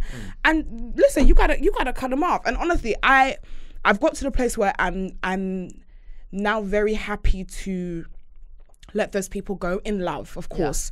No beef, no problem. No. You have some friends for a reason, and some friends for a season. There we go. Holy Spirit is moving. 100%. And it is like some friendships, like I look on some of my friendships from the past and it's like our thing that we had in common was that we'd like get fucked up together because like, oh my God, like our job's not going well or like uni's not going well, but we'll always have each other, oh my God. And then I suddenly do well and it's like, oh, actually, like, okay. Like, they start feeling bad at their lives. Yeah. Like, what we're supposed to be? We're supposed to be messy depressed together. Forever. Like, We're supposed to be and it's like, and we're supposed to suffer together. We are suffering buddies. Like, and that's all good. Like, if that works for you in that time, that's what you needed to do to get through that tough moment that with you were going someone. through. Yeah. But if somebody can't be happy for you when you get out of that because they're not out of that, then that's hard to be around. Because I can't be coming to see you in, like, a lot of my friends now, I only get to see them, especially like the ones from home, I only get to see them like, once every 3 months, 4 months that I go home or that they come to visit me or something. Like, I live in a completely different part of the country. So if I'm updating you on things that are going on in my life and that's pissing you off and I'm happy about it and you're not uplifting me, then you gotta go. You have to see you later because I don't want to make you upset or make you feel lesser as a human because of my experiences, but at the same time I want to have a friend and you want to have a friend that you can just share things with. Like, it's not bragging, it's not a disclaimer where, oh, by the way, I'm not bragging, but it's just this always happening in our lives. And like at the moment it's good. Yeah. Like, not everyone, you shouldn't be ashamed of saying that. But also, there's always going to be a season where things are rough and we could talk about that. But in the seasons that are good, somebody should be able to celebrate 100% with you with that. And if they feel like it makes them feel less about themselves, then you don't need them. You do not need them. Don't feel like somebody messaged me today and was like, how do you create boundaries in your friendship without people making you feel like you're arrogant or without making people feel like you're bragging or like you're brand new. I say change friends. Yeah. Yeah. Change friends. At the end of the day, like, we can have conversations and it's a celebration to us, and I can have the exact same conversation with someone else and it seems like bragging. It really all about perspective. Yeah. 100%. Like, it's really all about the person you're talking to's perspective, like, and especially when you are on the same level as someone, like, the bad boys and bad girls can have friends in their life that they're winning. So your winning is not going to be bragging. Your winning is going to be like, your winning is not their losing. Yeah, it's going to be like, yeah, we are outside. We are winning. But if someone is constantly losing, that person is going to feel like, bitter. She's bragging. Why? She's so arrogant. Do you know what I mean? So it really is dependent on the individual. Like, I'm very, very happy and understanding that friendships are a cycle. And there's some seasons where this person was needed and this person is great, and then when it's time for them to go, they will go. Yeah, 100%. I want a friend that would treat me how they would want to be treated. Yeah. So if they, like all of my friends, if they succeed in anything, I want to make sure that despite what's going on with me, I'm the first to like message them, congratulate them, and make them feel good about it. Absolutely. And I wouldn't want them to think that their success doesn't compare to mine just because I'm like having this rare position where like I'm hosting a red carpet of like a movie premiere or something, which is bizarre. Like I look at those situations in my life, and usually I've done Joe Tega, my boyfriend, yeah, there one we of go, my exactly, boyfriends, yeah. We you did as well, and my boyfriend. Yeah, of course, yeah. We did a red carpet together, and we were both just like, I mean, he'd done like 4 up to, that was like, it was my first one where like we were literally like, they were coming over to us with like being giant camera being filmed like live and everything. And but even after it, we're both like, oh my God, like, you never get used to it. And it's very bizarre to be in this world, going from within a year, like working a full-time job at like a normal company, like getting paid fuck all and getting treated like shit, to then suddenly be on a red carpet doing something Has like it been your first year as well? Oh, yeah. Like, it became my full-time job, not this July just gone, last July. So I've been doing this for like a year. A year and like a bit as my job. Me too. Yeah. Wow, look at us. I know, here we are. But it's crazy. Big pussy purr. Exactly. But we can both look at that and be like, even though a lot of it is like our hard work and everything, it's still so bizarre. And I would never forget that like my friend getting a job promotion is just as phenomenal, as much of a celebration. Absolutely. It takes maybe even more work to get to. Like I get a lot of the jobs that I get just because, weirdly, because of the things that I used to get told off about in school, like because I talk too much, because I'm like chatty, because I like express myself. Things that I was told would not do well in a job interview are now my career, which is very weird. So I still like to make time to celebrate my friends. You have to, because it is just as big as an achievement for them in every instance. New job opportunities, advancements, promotions, even deciding to start out on social media. Like, it doesn't, I don't ever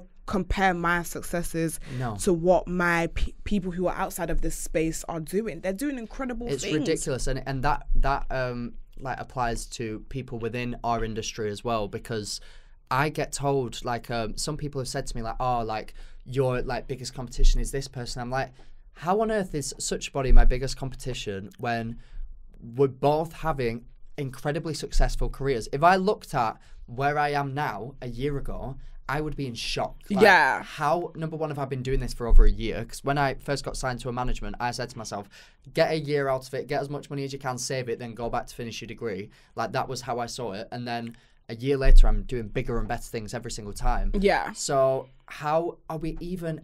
I just see it as there's enough room for all of us. Oh, 100%. Like, there could be a million podcasts out there, but there'd be nobody like yours. There could be a million TikTok people out there, but I have my own, like, individuality. Thing going on. Like, the good thing about social media nowadays, moving away from that whole Instagram aesthetic, is that you get followers and you get listeners and you get attention based on your personality, and only you have that. Yeah, and only you have that. Everybody can get the same surgery to look the same. They can buy the same outfit to look the same and pose the same pictures. But nobody's going to be able to, like, do whatever stupid shit I do. No one's ever going to be able to do whatever stupid shit you do. Like, who's going to run on a treadmill, tits out, and attract as many men as you did? Nobody. Ask about me. Exactly. Ask about me. So then when people try and compare me to people that I'm around, I just think, shut up. I just think, literally, shut up. I'm having a great time. My life is blessed. It's brilliant. I'm so lucky and fortunate to be where I am that I'm never going to take a second to be like, oh my God, they're doing this. Like, fuck them. I should be doing that. No. Well done. Well done. You're doing that. If I want to do it, hopefully I'll get to do it at some point. If I don't, I'm still having the best bloody time of my life. I don't care. Still have a fucking good time. Exactly, we still have a fucking good time. Here we are. Big pussy purr. Indeed. So, we are saying, back to the original conversation. Oh my God, what was it? This is still win or bin, isn't it? This is still win or bin.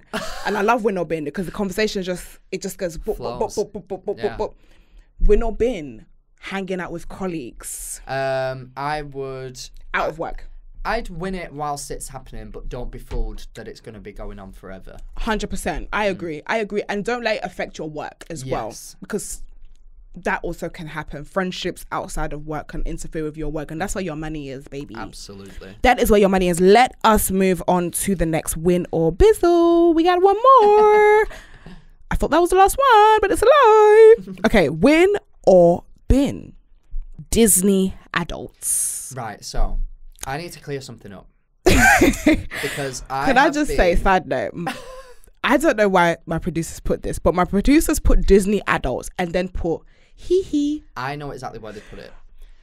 Because... What you do? I went to Disneyland, Paris, with my friend. And when I was younger, I went on a family... When I was in like year 8, it's what year, like 11, 12, I went on a family trip. My grandparents, who are like these like northern little like legends who like don't spend their money on everything, still act like it's like the Great Depression or something, and I've never spent the money ever. Randomly, about like 10 years ago, we're like, oh, do you all want to go to Florida? Like, we've been saving money since we were born, like.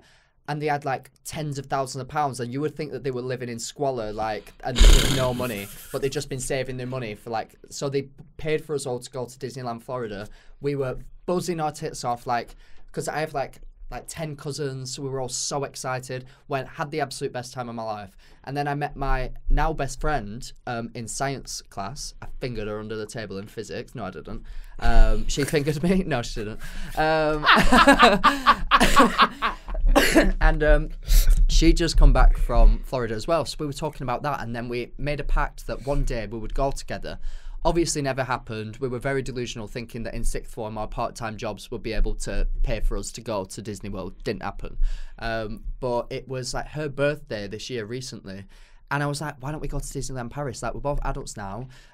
We can literally get the train there, like get a random hotel. End up costing like 400 quid each or something, like tickets included. So we're like, let's fucking go. I got wankered in Disneyland. I didn't think you were allowed to drink in there, so I snuck vodka in with me. Because at the end of it, I don't know if you've Where'd you sneak it in your pussy? Indeed. The one place that they can't pat down, if you know what I mean. Unless they're into that, I don't know. And so I snuck vodka in, and then I found out I was in like Ratatouille World or something in like Wee Paris, and they were serving white wine. I was like, go on then, I'll have a gobble on him, watching this giant firework display in front of this castle.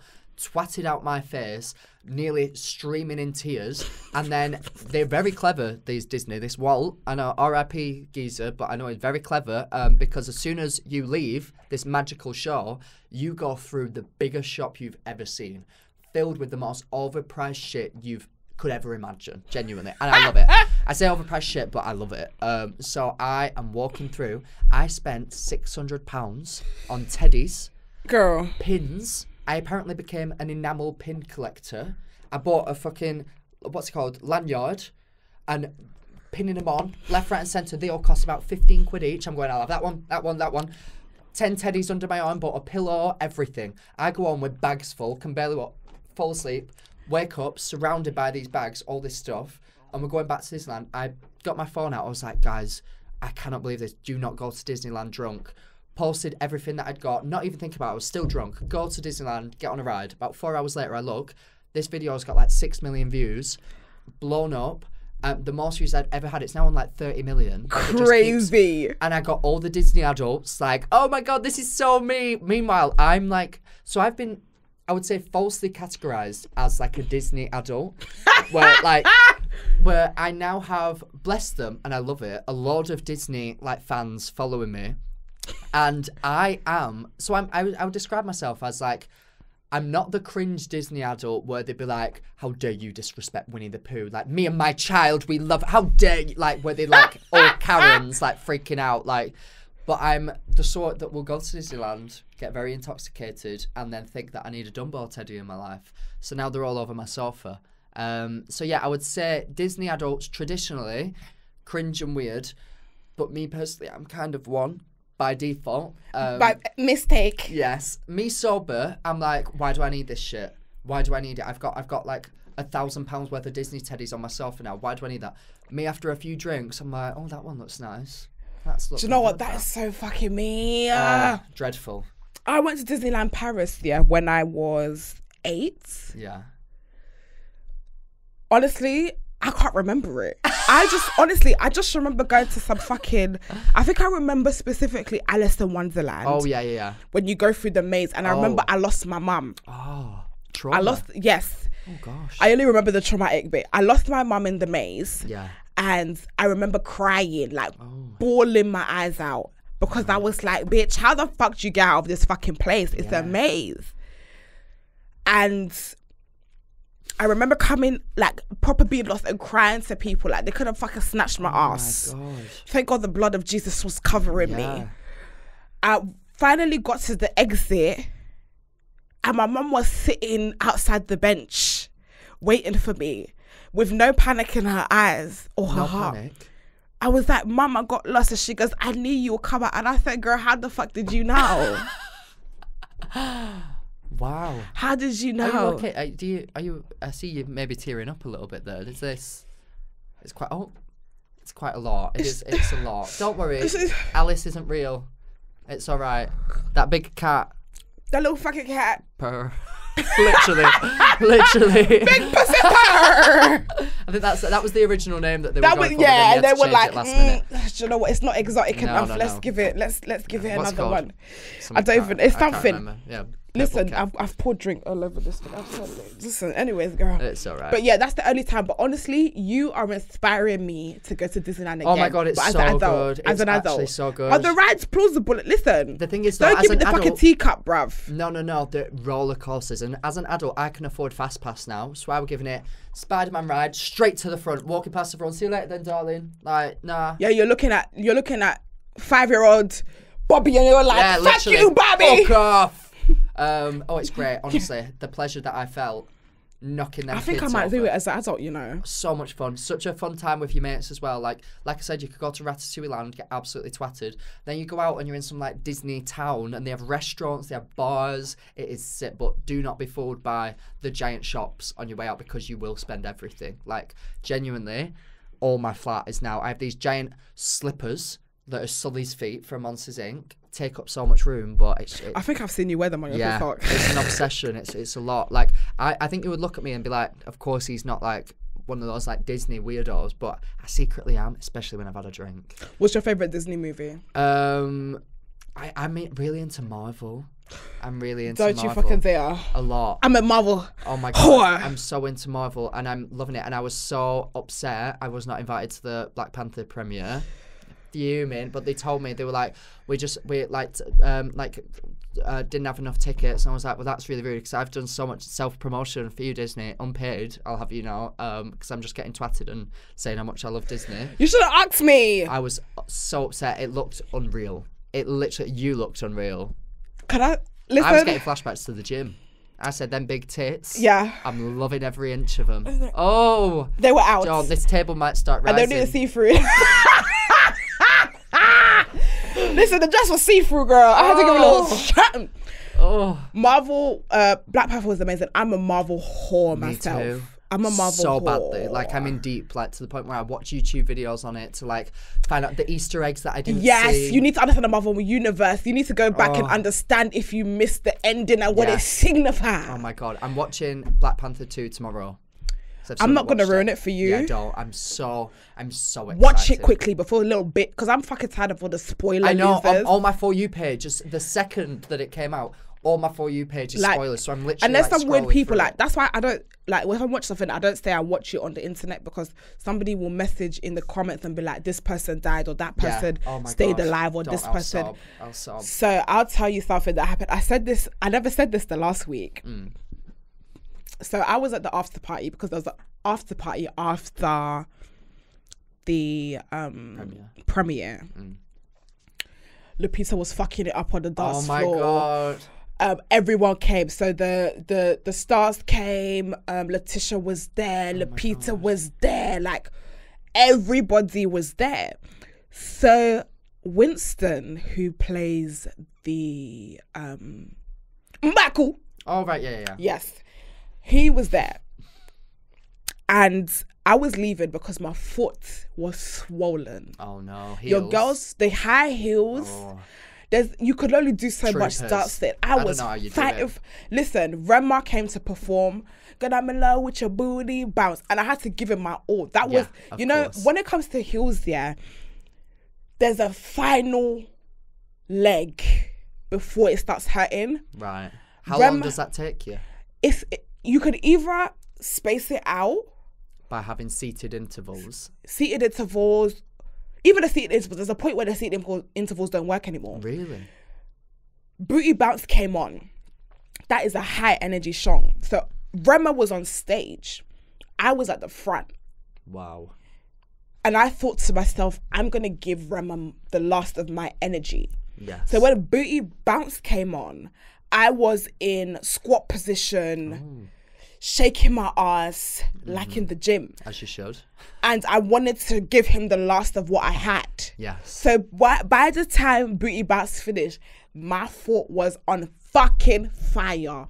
Like, ever blazing, girl. Blazing up to play shampoo. Like, my foot was hot.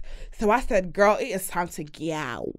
So as I'm walking out, waddling outside, but trying to look sexy. Sexy waddle. Because we have all the A-listers there, so I'm trying to sexy waddle. Yes. I'm walking like this, yeah, and I see Winston, aka Mbaku, the big,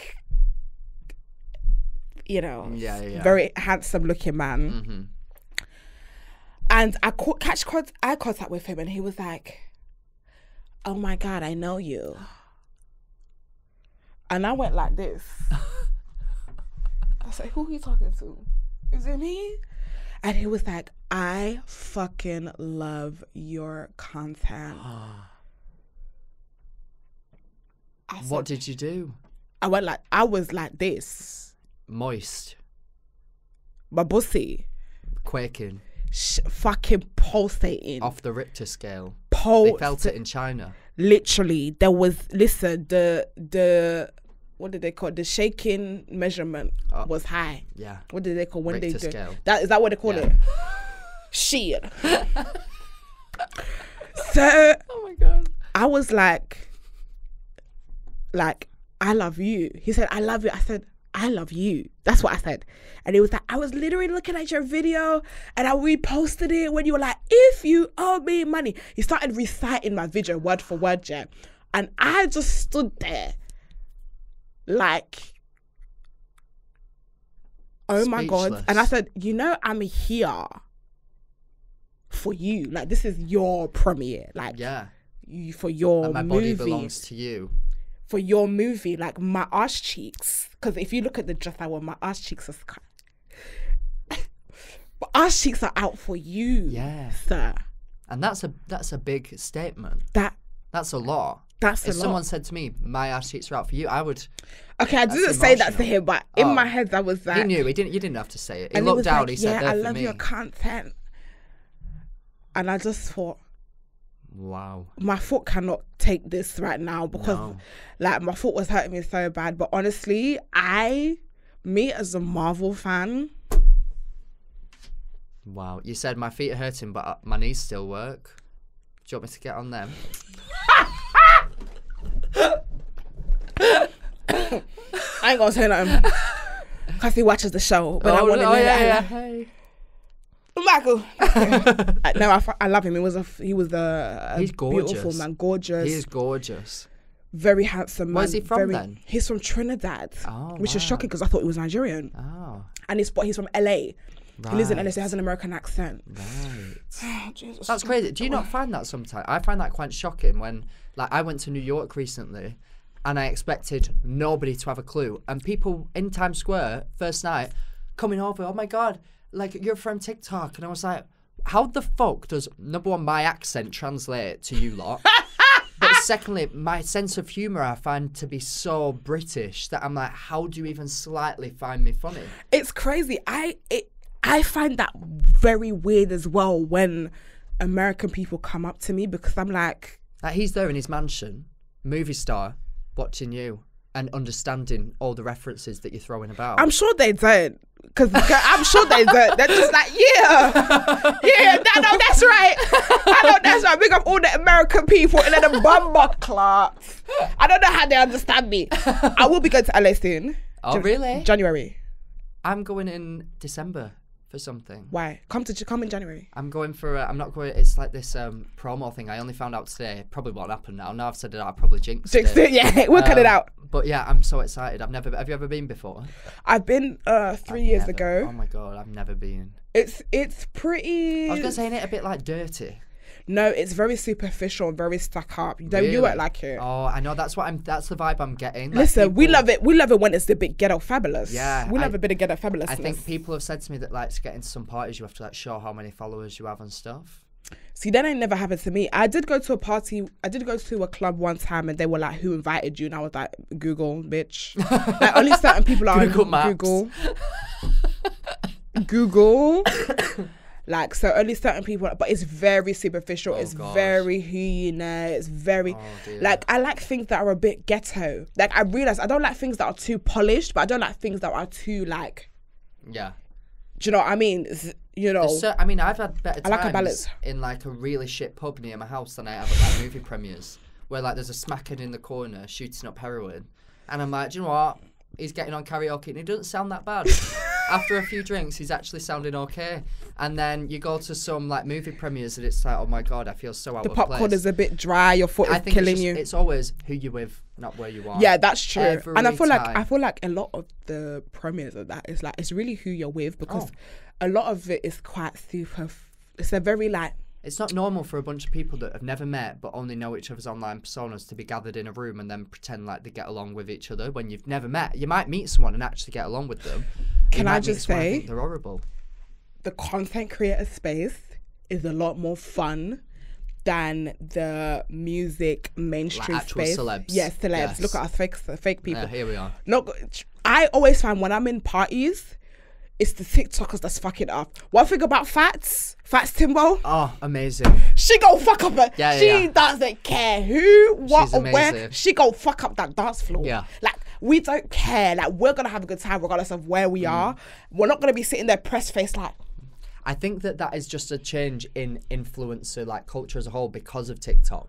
Like, you obviously had your podcasts and stuff, but it's all, like, you got it out there mostly through TikTok. Yeah. And that is because TikTok is very personality-led. Yeah. If you were posting those, like, podcast clips on Instagram where the algorithm is that only your followers see it, it probably still would have grown, but not as much as the rate as it did. And likewise, me, I wouldn't have a job at all. Like, if I was posting my videos like I had been on Instagram, people would be like, what the hell is going on? Like, Instagram is not for that. So when we all now weirdly have these jobs in social media because of our TikTok, we meet each other and it's like, oh my God, they're actually sound people, because you have this perception of, like, influencers are evil, like, they're all stuck up. And don't get me wrong, some of them are awful. I would say that, I'm not gonna lie, most influencers, because I actually separate them into categories. Yeah, me too. You have the content creators, personalities. Yes. Yeah. I would say content creators, presenters fall into one place. Comedians like fall into comic people. Yeah, fall into one place. Certain presenters, one place. Then you have the fleeky deaky, bad and bougie, taking pictures only. Yeah. Space. Or doing, like, aesthetic videos. Yeah, aesthetic. Like, where they're like, fucking like, hate those different parties. Outfits, like, yawn. Not for me. And then you have the music industry, an even fucking bigger yawn for me. Yeah. Actors, I fucking love them. Yeah. They're a good time. The two spaces I'm most like fucking live a little is music and the influencer fashion girls. Oh yeah, I my very first interview job ever was on a red carpet for a really big radio station in the UK, and I was so shocked that I was even asked to do it. I wasn't getting paid, nothing. They were literally like, we have a red carpet for this. If you want, like, we'll set you up with a microphone and you can come down and like we'll give you a space on it and you can record videos for your TikTok. And there was one artist in particular that I was so excited to meet. Have you told me this? Maybe. That bitch. Yes. Yeah. And I had some filler questions that I could ask anybody in case, because I was like told certain clips to get and everything. And I said to this person, what is your biggest ick? Because that was like a really big thing at the time online, like, oh my God, icks. And they looked me up and down, they go, oh my God, they went, I've got the ick right now.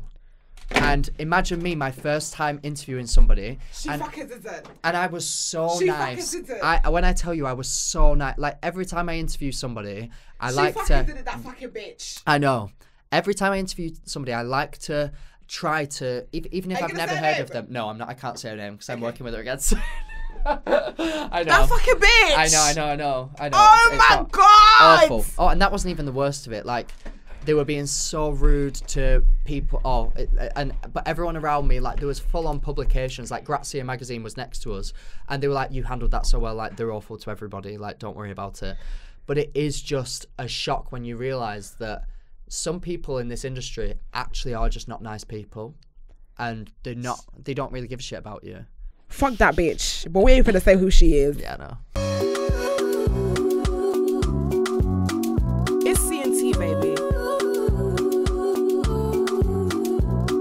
We're going to play a game. Right. And this is a very important game, the most important game on the show. Oh. And this is our cultural questionnaire in which we ask our co-hosts cultural questions. Oh. And we call this, Are You Smart? Oh, okay. I'm excited. Max! As the first white person on the show. As the first white person on the excited. Show. Are you smart? Probably not. But I like to think that I am. Yeah, my GCSE results would not reflect that or support it, but I'll give it my best shot. We'll see. We're going to push a GCSE knowledge to the test. This is A-level. A-level, yeah. We're going to put your A-level qualification to the test. I'm excited. So, you've got 10 questions. Okay. You can only give me one answer. Right, okay. You can't tell me Bobby, Susie, Becky, David, Adam. You can't be confused. Right. You got to do a streamline. Stick to Max. Stick to Max. I'm ready. I was born to do this. Are you ready? I am indeed. Editor, cue the motherfucking music. It's going to come in. Yeah. Right now we're in silence, but yeah. It's going to come in for a stretch. I'm excited, yeah. Okay, question number 1. Which artist famously painted the Mona Lisa? And bonus point if you can name the museum it is currently in. Leonardo da Vinci. Is that right? And the Paris Museum. Are you locking in that? I don't think that this... Is it not in the Louvre? The Louvre. Louvre. In summer. What are you locking in? I'm locking in Leonardo da Vinci and the Louvre. We are watching. All right then. We are locking in. Welcome back. We are watching. We are locking in Leonardo da Vinci. Yes. And the Louvre. The Louvre. Mhm. In Paris. Yeah. Is this correct? I'm panicking. That is correct. Seriously? Well done. Yes, it is located at the. I'm not sure if the pronunciation is right. Oh. The Louvre. Yeah, it's the Louvre. Louvre. The Louvre. Yeah, it's spelled like Paris. Louvre. Yes. But it's Louvre. And you bougie. Correct. Yeah, 2 points to start. Here we are. Which 2 colours? Question number 2. Right. Which 2 colours mixed together make green? Blue and yellow. Final answer. Locking it in. Confident. I like it. I did A-level art. Big pussy purr. Indeed. Big pussy purr. Indeed. We're locking in blue and yellow. Yes. That is correct. Easy peasy, blue and yellow. This is tense. Right. What are the names of the superhero duo that feature in SpongeBob SquarePants? Oh my god. Barnacle Boy.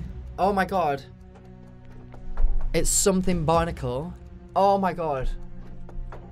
Barnacle Man, Barnacle Boy. Someone and Barnacle Boy.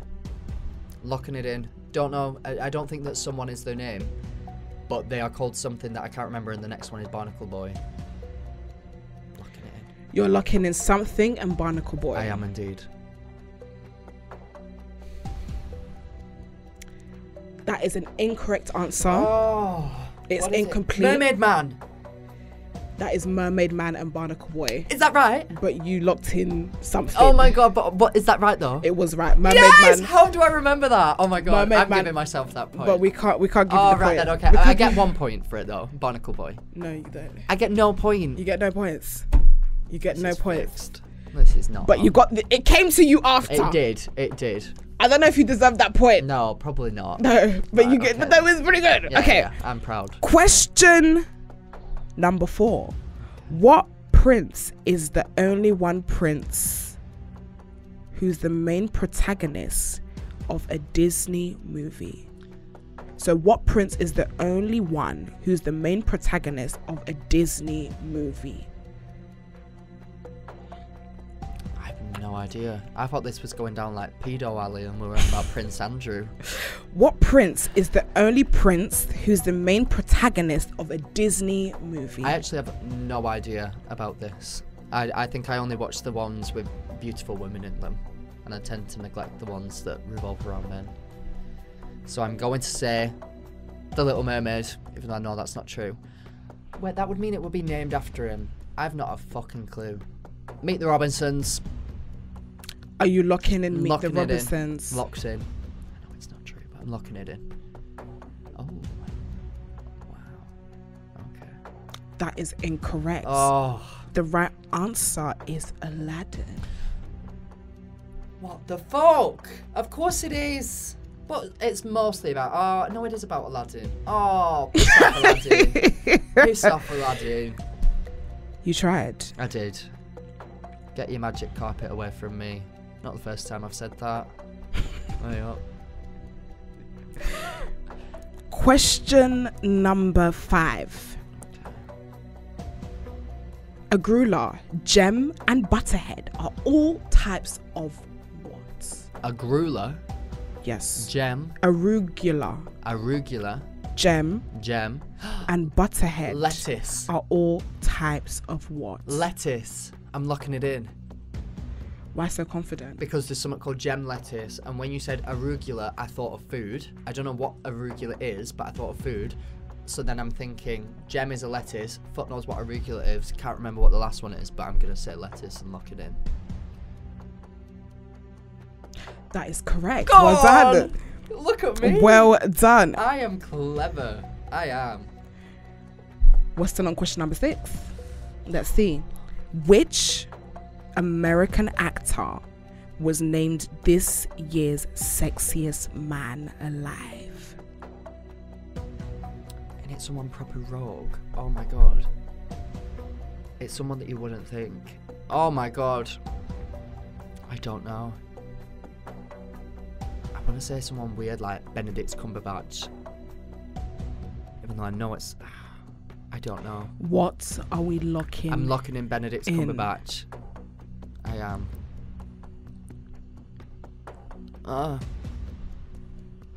Benedict Cumberbatch. Yeah.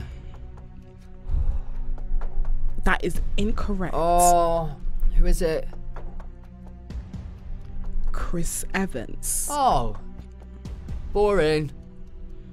He is a fine-ass man. He is, though. indeed. He is fine. Oh my god, I met him. Did you meet him? No, so at the Buzz, he's the one who plays Captain America, yeah? Yes. I didn't meet him at the Buzz Lightyear premiere, which was not that great of a film, by the way. Sorry, Disney. Is that Disney? Yeah, it is. Yes. But I mean, I loved the premiere. Very fun. Once we were all seated, he was going to come on. Do you know how they like come to the front? Yeah. And, like, and I needed the toilet. And I was like, I need a wee. The film's going to start as soon as they start. Like, let me go for a wee. They were like, no, sir, please. I was like, I will piss on the seat. Let me go for a wee. So I went to the toilet. Go outside. He's just there with like 2 security guards, like people asking for pictures and stuff because he was about to come in. There's only like 5 people there. I get my phone out. I've had a few drinks. I'm recording him. Guy comes up and like, stop this. Get out. Blah. And I was like, hey, Chris, you all right, darling? He was like, hey. I was like, what a weird life that I'm leaving. And then I went for a piss and I watched the film. So and the film wasn't great. No. It was alright. Is he handsome? He is indeed. But also, when I meet these people that you have this big idea of in real life, you look at them and you're like, kind of a bit of a normal person. Like, obviously, you're well fit, but are you like the fittest person in the world? Or do I just see you on the screen? And do I just watch you in that outfit, knocking people out with your big shield? That's the thing. If a lot of people in the industry, if they wasn't them, yes, and you saw them on the street, are they head turners? I saw Justin Bieber and Hailey Bieber when at the Capitol Jingle Bell Ball last year. I had this studio where I was interviewing acts before they came on. They weren't one of them because they were too big to be in like this, but their dressing room was next door to me, so when I went out to go to the bathroom, they were literally walking up, and no disrespect to them whatsoever, Hailey Bieber, stunning, looks like a girl who could have been in GCSE PE.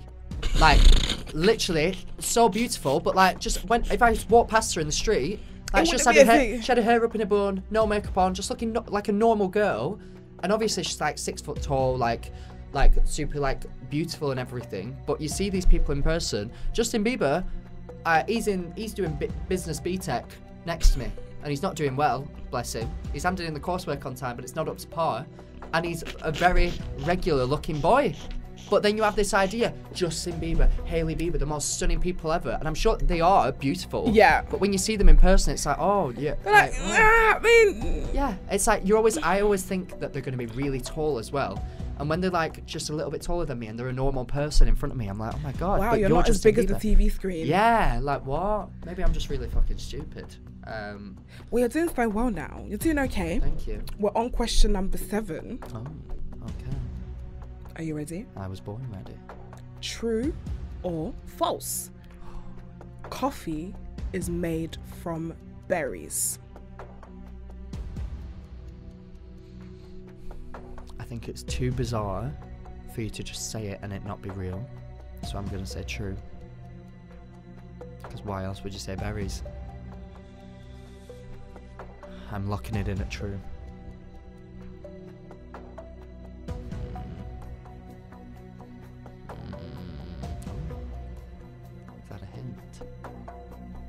That's what you do when you're aroused, isn't it? Sorry, we've not had this long, prolonged eye contact in a while. Yeah, that's right. Have the flashbacks. I'm gonna hold it.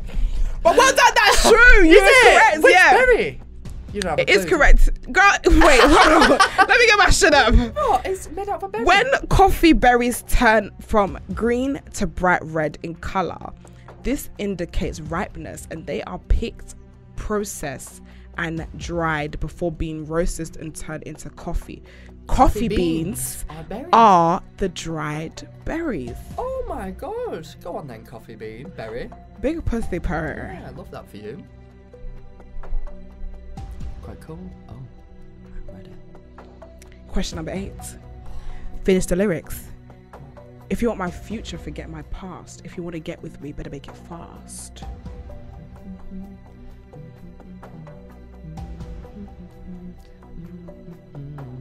Now don't go wasting my precious time. Get your act together, we can be just fine. That's right. Great thinking voice. Was the lyrics correct? We'll have to see, won't we? It absolutely was. It was. Of course Spice Girls wannabe. Well done. Here we are. Purr. You and your mate dancing around. You did a 5 good years job. Old. He's got the towel on yes, his head. on his head. Which one were you then? But did you take on different characters or? I wanted to be Spice. I wanted to be Sporty Spice. Sporty. She's the best singer. Yeah, she's the best singer. But I want to go gym. I didn't go gym those times. Ah, okay then. I just liked her outfit because she had the Union Jack. Yes, she did. She was super cute. She was cute. Question number 9. If you landed Zurich Airport, What country are you visiting? Sweden. No. Sorry. Sweden. Sweden. Locking it in at Sweden.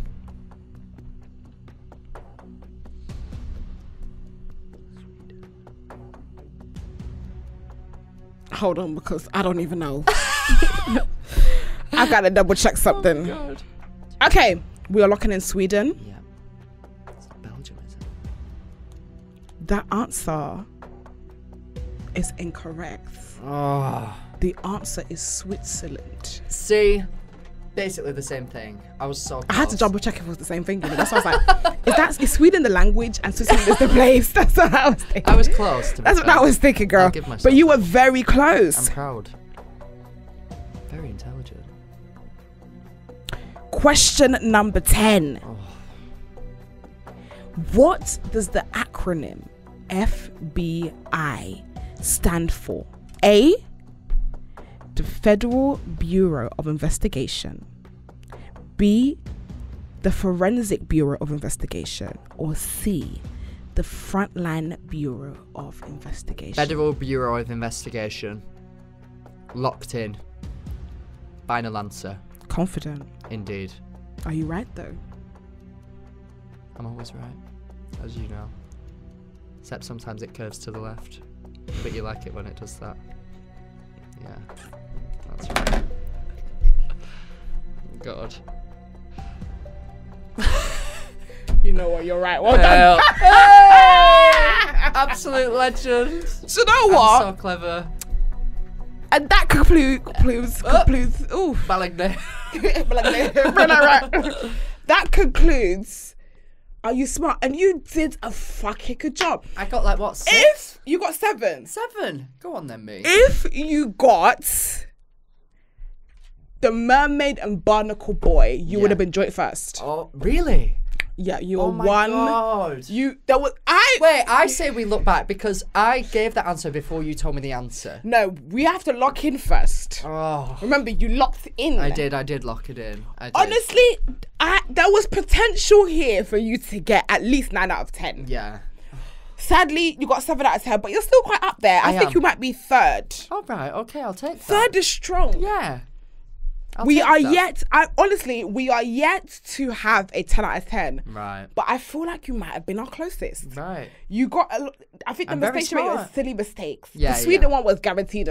Yeah, not happening. But the rest of them, you could have got the Mermaid Boy, and you could have got. There was another one that you. Yeah.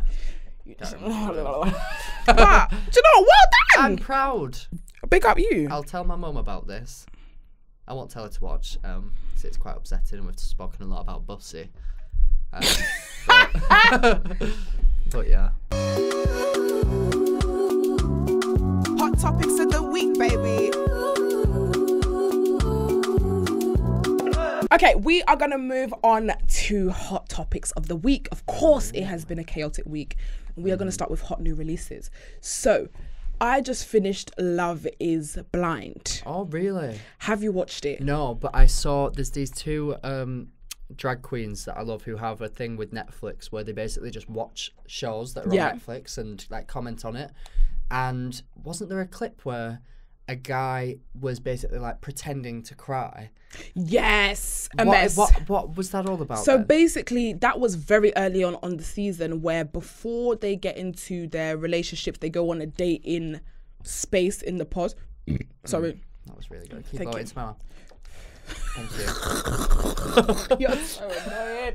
They go into a dating phase where in the pods, and this guy is just really like weird. Like he's very overly passionate, and you could tell he's just there for TV basically. Right, okay. So he didn't get picked, so he asked someone to marry him, didn't get picked, and then Ask someone to marry him, is that how it works? yeah, so that's how it works. So basically you enter the pods and you're dating, and then if you like someone, you basically ask them to marry you. Yeah. But you've never straight away. But you've never seen them. You're talking, but there's like a screen where How you long can't do you see talk it. for? I think it's over the course of like maybe a week or 2 weeks. I don't know how. 2 weeks just talking, and then you ask them to marry you. You ask you to marry you, right? Okay. And then they meet each other, and then they go through the second phase where they basically live together. So they physically see each other. Okay. They get married, and basically, when they get to the altar, they basically say, "I do" or "I do not." Oh. I'm just saying, thank God it's one of those shows that you don't need to watch season 1 to understand season 2 to understand season 3. It's every season is a whole new season. Yeah. And I said this season for me has probably been the most chaotic. Wow. Definitely has been the most insane season. What sort of things happen then? So how can drama happen whilst they can't even see each other? So obviously that's the beginning stage. So the beginning stage is like they don't see each other and they get to talk. And then after they see each other and then they go through the period of living together and getting to know each other and living in the same house is when it gets fucking mad. That's crazy. Because you get to see the person for who they are. You get to see like there was some relationships there that I was like, oh my God, like imagine like after they meet their fiancés face to face, they then have their honeymoon period where they go on holiday and they meet all the other people face to face. So there's this one guy in particular called Bartiz. I fucking hate him. I can't stand him. And he basically was engaged to one woman but was talking to another girl, right? And basically told his fiance that he fancied the other girl, and was like, she's more physically my type, she's more sexy. There was a lot of insecurity. Then there was this psycho girl called Zainab. I can't fucking stand that bitch. I cannot stand that. But no, she's really wicked. Really? She's wicked and bad. Wait, I've heard about this. You've heard about it? I've heard about her. Okay. I think I've seen a picture of someone like posting something on Twitter, and then they're like, this evil cow. Like, she's so evil. So what she done? Yeah, she was married to a boy called, is it Caleb Connor? Corey Connor Caleb. Beginning with C, anyways. Can't remember. She was engaged to him, but she was so insecure. Like let's just say like. He was like, oh, she's beautiful. Does that mean I'm ugly? You're saying I'm ugly because I'm not She was so scary. Wait, is this the one who says that like he was telling her not to eat food? Yes! Right, yes, I have bitch. seen it. I knew I'd seen it. That bitch! Right, okay. That bitch! Yes. So for everyone that's watched it, basically she's been going on a smear campaign saying that he was forcing her to eat less. Have an eating disorder. She was forcing her to have an eating disorder. And there was a specific scene in the reunion where she had accused him of basically saying that he told me that I should only eat 2 cherries and I was literally starving myself. I only had 1 banana a day or whatever. And she said that he had said, oh,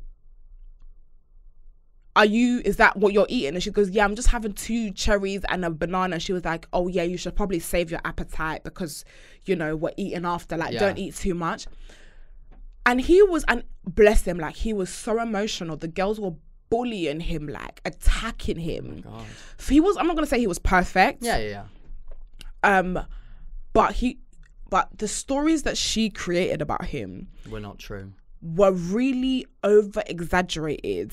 And he was I've like, seen that clip, and it's literally, he literally goes up to her. He's like, "Oh, like we're going out for food tonight. Like save your appetite." Because we go on. He did this. He goes, "Save your appetite because we're gonna eat big. Like we're about to fuck it up." Yeah. Basically, so from what she said, which is like you're basically him saying you're fat, you eat too much, save your appetite. He basically was saying to her, "Yo, like we're going out later. Like listen." We're gonna fuck it up. We're gonna be fat together. We're gonna be fat together. Yeah. And she was which like, is a normal thing. Even and in a then relationship. in a relationship, and then she was like, "Oh, but I only ate a banana," and he was like, "Why did you? I offered you food. Why did you eat a banana?" Yeah. And she was like, "Oh, because I'm not hungry." And then I'm not hungry. And then he was like, "Oh, are you getting wedding dress ready?" So he just thought that she was on a diet because you know women like we're gonna go on a diet so that we look good on our wedding dress and stuff like that. So he wasn't thinking anything of it. And I love how the producers played that fucking clip. because the difference in what she said to the reality of the situation was like, it's character like defaming as well. Like, that's so bad. I love it when producers of shows do that. Do you watch The Real Housewives? Of anything? Have you watched any of them? I've watched, yeah. Yeah, and it was towards the beginning, like Kim Zolciak, with yes, a wig. Yes, she would do the most outlandish things and like say things that just weren't true. Whereas when she came back, because like seasons later, cause she left, didn't she? And then seasons later she came back, and then they would just, the producers live, like on the show, would just show clips of her lying, and like I love it when producers do that. Whereas are you an Atlanta queen? Yes, I'm currently watching. I first watched New York. Yeah, I've watched Potomac. That was really good. Oh my god, Potomac is probably, with New York, because there's different like types of housewives. Like Beverly Hills, have you ever watched that? Yeah. It's quite like, I personally find it quite boring. Orange County, them babes there. Orange County can be quite fun, but New York is like chaos. Messy. Potomac is chaos. Atlanta is chaos. Yeah. And that's what I gravitate you love towards mess. It. Yeah. Like I love people like Nene Leakes. Yeah. Just like comedy relief, like anything. Can be doing anything, and it's funny because she's doing it, and the commentary that she gives on it, I love it. And when a housewife, there's nothing that I love more than a rich woman being called out on her bullshit. Like, that fills me with so much joy, and especially someone like Kim Zolciak just getting called out not only by the other women but by the producers and then the whole world. Those sorts of things are so important, because people can just if their claim is it's not in the show, they can then rewrite history by saying this happened behind the scenes. So imagine if the producers didn't do that for that guy, then people might actually believe what she's saying. And obviously, as a woman, people tend to gravitate to the truth of a woman more. Yeah, definitely. And it's, of course, because of past experiences, it's very easy to believe that a man would do those things, especially with things like domestic violence and abuse and that. But this girl, the way she lied, the way this girl Zainab lied, it's crazy. And I'm so happy they played that tape. Like, if you watch the reunion and what she said, to the point where he made me have an eating disorder. He was choosing what to eat. He was forcing me to not eat anything. I literally had a banana a day. I was so weak to what the clip showed. Yeah. That's crazy. And she'd probably be doing press about it and like slating him. She did a article about it, like a big newspaper article about her eating disorder and how he made her have a eating disorder and things like that. The fucking clip blew it out of the window. I was like, girl, you can lie. It's crazy. Do you remember years ago on Celebrity Big Brother, there was this guy who jokingly, like with a girl, he was from Coronation Street and she was on EastEnders or something, and like jokingly, like they were like joking around and he went like boom boom boom, like just very harmlessly, and she then like a few minutes later was like, that actually was out of order, and then went on to like tell everyone around the house, but obviously the public saw it and saw that nothing happened, and then she thought that like he would be evicted from the house because she said it enough that now it becomes reality. People think that you can speak things into reality. And if the cameras didn't catch it, his career would have been over. His career would have been, and I remember he was crying. He was crying because the way she said the story was like, he did bah, bah, bah, like, when she told the story, I said, bitch, you can lie. You can lie. Like, from what she said to what the truth was, oh my God, to the point where that was the first eviction where they didn't have a live audience. Yeah, because they couldn't, because she'd had so much shit that they'd have finished her. The live audience would have probably thrown cans at her and stuff. They got so many, what's it called, Ofcom complaints? Ofcom complaints. Because the boy was crying. He was like, I would never do that. Like, and domestic abuse is so serious. For a woman to accuse you of doing such a thing is like, oh my God. So I'm glad they caught it on camera. That was a big crazy thing. Speaking of Big Brother, there has been a rumor going around that AJ Odudu is going to be hosting the new Big Brother show. Really? My black queen. Really? Oh my God, I heard it might be Alison Hammond. I had possibly. I think there's a few different people. I think that she'd be great though. I think she'd be great. I really fancy her. Yeah, she's stunning. She's beautiful. Wow, She's that would be supermodel. really good. That would be really, really People good. have said it might be Rylan as well, because usually they do it as like, there's that extra show, isn't there? Extra bit on the side or something they call Is it. it Big Little Brother or Big Little Brother, something like that? And usually because Emma Willis used to host that, and then she moved on to the main one, and then Rylan hosts that, and then he might move on. But I don't know. I think I think Alison Hammond would be good as well. So, I think she'd be really got good. To start on it, didn't she? Yes, she did. That would be sick. Oh my God. I think maybe seeing someone who was in it before that understands the experience would be good. But I think the names that I'm seeing already, it's looking good. It's looking really, I'm really so good. Excited. But if I really highly recommend you watch Love Is Blind. Yes, I think this season has been probably the best season for me. Oh my God! So I don't have to watch season 1 and 2 to understand. One. Yeah, right, you don't. Then. You don't. Because all my friends have literally yesterday were talking about it. That's why I knew what clip you were on about. Yeah, season 3 has been absolutely chaotic. There was a couple there that got married, and I can't even remember their names. This I think she's Armenian or something like that, and some Texas guy, they got married, and they were the ones I was rooting for. They were the only one couple that I thought, these two, they're very much in love. Do many of them stand the test of time and actually stay together? Yeah, I mean, from season 2, there was a couple, a black woman and this white guy got married, and they're still very strong together. Soon to be us. Yeah, of course. Well, it's not blind. We fully see. Well, I put a blindfold on you, don't I? Yeah. Occasionally, yeah. And you, if it was us, it would be called Love Is Blind and Gagged, and strung from the ceiling. Yes. And then and whipped, pillaged. Yes. By multiple people at once. Thank you. But I mean that's just us. Yeah. We won't divulge into our private life. Let's just leave it. But yeah, it was, honestly, it's really, really good. Highly recommend. There was a divorce that we had, sadly, but yes, there was a divorce that we had, but I don't know why they got married. Oh my God, I want to watch it. No, it's really good. It's really good. So that is one hot topic. There was another film that came out called The Scratch. Oh, I've not heard of that. No, The Start. What's it about? From Scratch. Oh. Oh, sorry, Netflix. Love you, darling. From Scratch. It's supposed to be some rom-com, but I don't know. I think it's one of those slow burners, because honestly, after the second season, I accidentally fell asleep. I've been probably forced myself to watch it, but after the second episode, I fell asleep. But apparently, that's really good. It's like some rom-com. I don't even know what's going on. I'll be back to talk about that, because honestly, I have no idea. And watch then also, it when you're awake. When I'm very awake, probably like in the daytime when I have the most energy. Yeah. Because I tried to make it an evening thing, and I was like, girl, this is I don't like where it's super rom-com and love. It's like, I need someone to be murdered or something to make it interesting. I need some chaos. I need some chaos. Indeed. But we also have The Crown. That dropped. I don't watch The Crown. Me neither. But we were at that event, weren't we, with the Netflix, where they showed us the preview of it before. Did you see it? So I didn't see that. I went straight to the drinks. Right, they locked us in a room downstairs, and that sounds weird. That's usually what we get up to. Yeah.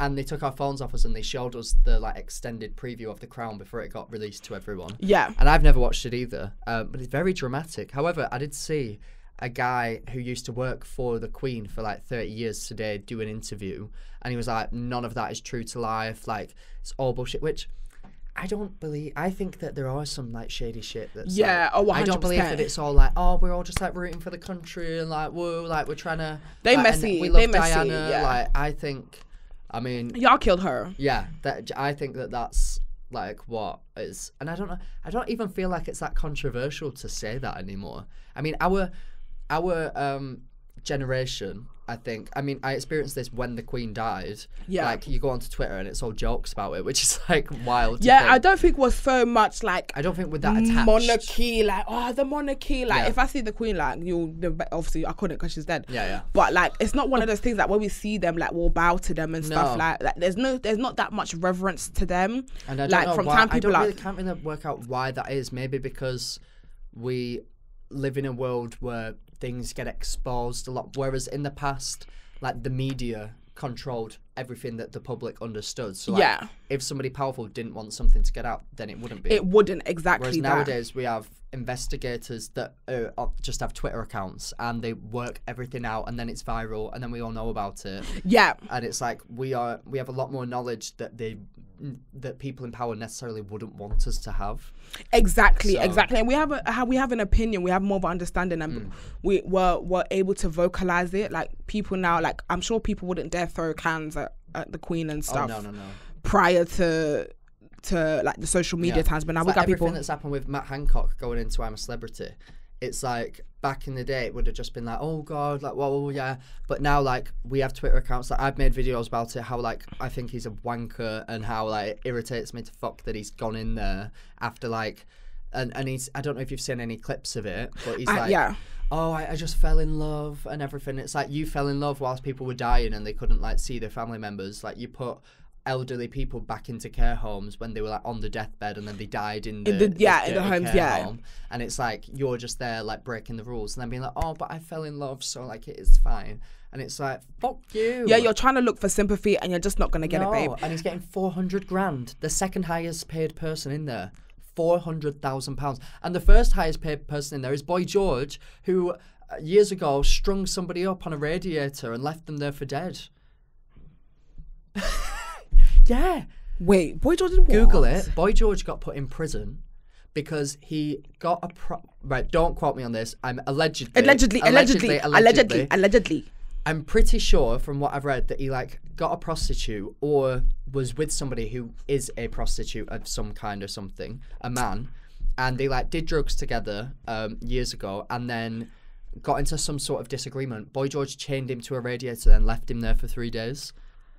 And then like this all got exposed. He like fully went to jail for it, served the sentence, apologized, and then everyone just forgot about it. If this was to happen now, they would have literally cancelled him. Oh, it's like honestly, back in the day, you can get away with so. But no, much. But even then though, if it was a woman, their career would have been over. That's true. If a woman did that to somebody, that would be their reputation forever. Finished, yeah. Look at people like Lindsay Lohan, who, fair enough, like did a few drugs because she was like a child star. Yeah. Now everyone thinks she's fucked, she's mental, she's insane, and it's like imagine if she changed someone up to a radiator, she wouldn't be I'm a Celebrity. True, she definitely wouldn't be on highest paid. Has the highest paid. Crazy. Definitely would not. But yeah, I don't understand why Matt Hancock is there. What he's trying to prove. It irritates me so much. Yeah, it really, really does irritate me. He's been promoting a book that he's doing called The Lockdown Diaries. Can you imagine can't. What are his lockdown diaries? Fingering birds after meetings. Like honestly, while people are literally dying, and you were telling people to stay at home, like exactly. It's disgusting. I feel like anyone in politics needs to understand that your priority is the people first. Absolutely. Before your personal life, you cannot. Your excuse cannot be I fell in love. Like you had to sacrifice that love for the people. Also, how you fallen in love. Like how did you have time to fall in love? You were actually supposed to be helping us. Yeah. You were actually supposed to be helping. We should be falling in love. Well, we did. We did. Here we are. Thank you. Yeah. See you on the next season of The Jungle. We'll be in there together. Yeah. Shagging in the shower. Shagging in the bushes. Yes. So, one last thing. Mm-hmm. 2 things. Kojak Black flew a woman out, but didn't feed her on arrival. When she brought it up, he offered her barbecue food from the night before. She was not happy. The conversation is about his hosting skills. Right. Okay. When you invite somebody over, is feeding them last night's barbecue the right thing to do? So she came over. Did she arrive? I'm guessing. Does that mean she arrived at night? Did whatever they did. Yeah. Didn't eat, and then when she voiced it the morning after, all that he had left for her was some leftover barbecue. I think that this is a bit of a 50-50 because from her point of view, should have got there and said she's hungry. Fair enough. Just got off a flight trying to be sexy. You're not going to be like, where's the food? You're going to want to seem sexually appealing. However, if you go into bed, personally, I couldn't go to bed. If I were hungry, I couldn't go to sleep. I'd be in bits. I'd need some food ASAP. Yeah. So I feel as though it is her responsibility. However, it's also his responsibility to have it waiting for when she arrives. He doesn't know what she's. But some people don't have that type of hospitality. Yeah, that's a bit. Like when I invite my friends over, I mean, I just have like some random flat that I live with my best mate in. But when our friends come over to visit, I make sure I've at least got like a frozen pizza for their arrival. Like, oh, we'll have this before we do this. Like, are you hungry? Sainsbury's is downstairs. Do you want anything? Like, I'm not gonna shag them. Well, first of all, that'd be weird. Second of all, I'm not just gonna give them my leftovers from the night before. The morning after. Like, what about a fresh Uber Eats? Like, yeah, come on. You're flying someone over. You can afford it. I'm sorry. But I'm sure that they're flying good as well. You're not flying someone over trying to impress them and putting them in economy. He probably put her on. To be honest, if your Kodak Black, you're probably putting her in economy. Oh, really? Oh. Not to say he doesn't have any money, but he just gives me. He's inviting so many people around that it'd not be very financially sufficient would it, to constantly have them in first. No, in first class. No. Yeah, no, that's not good. I feel like there's a level of respect that you should always maintain, even if you're just having sex. Something. Yeah. Packet of Walkers. Something. Shag. Salt and vinegar on my tits. Why not? Fucking fool. Like, it's just the best thing. Anyways, guys, we have to close it there. I need to go do my hair. I need to go do my hair. But thank you so much, Max, for coming. How do we find you on the internet? Thank you for having me. I am Max_Balegde or Balegde on everything. I think I've just started YouTube. Big pussy purr. Indeed. So have a look at me on there. I'm an absolute mess. My first 3 videos have unfortunately just been me getting horrifically drunk in all of them, which I do not want to make my entire brand. However, it kind of is. So cheers. Thank you, Max, for coming. Honestly, it has been an absolute honour. I'm so happy that you're here. It's been an honour for me. I am so privileged to be here. Thank you so much. Thank you, I adore guys. you. I love you. Let's leave this place and have sex. Once you do your hair, let me know and then I'll ruin it. Oh, you're naughty. No! I love it. Thank you so much, guys, for listening. And of course, we're going to be back next week with another bad boy or a bad girl. And that being said, we're motherfucking out.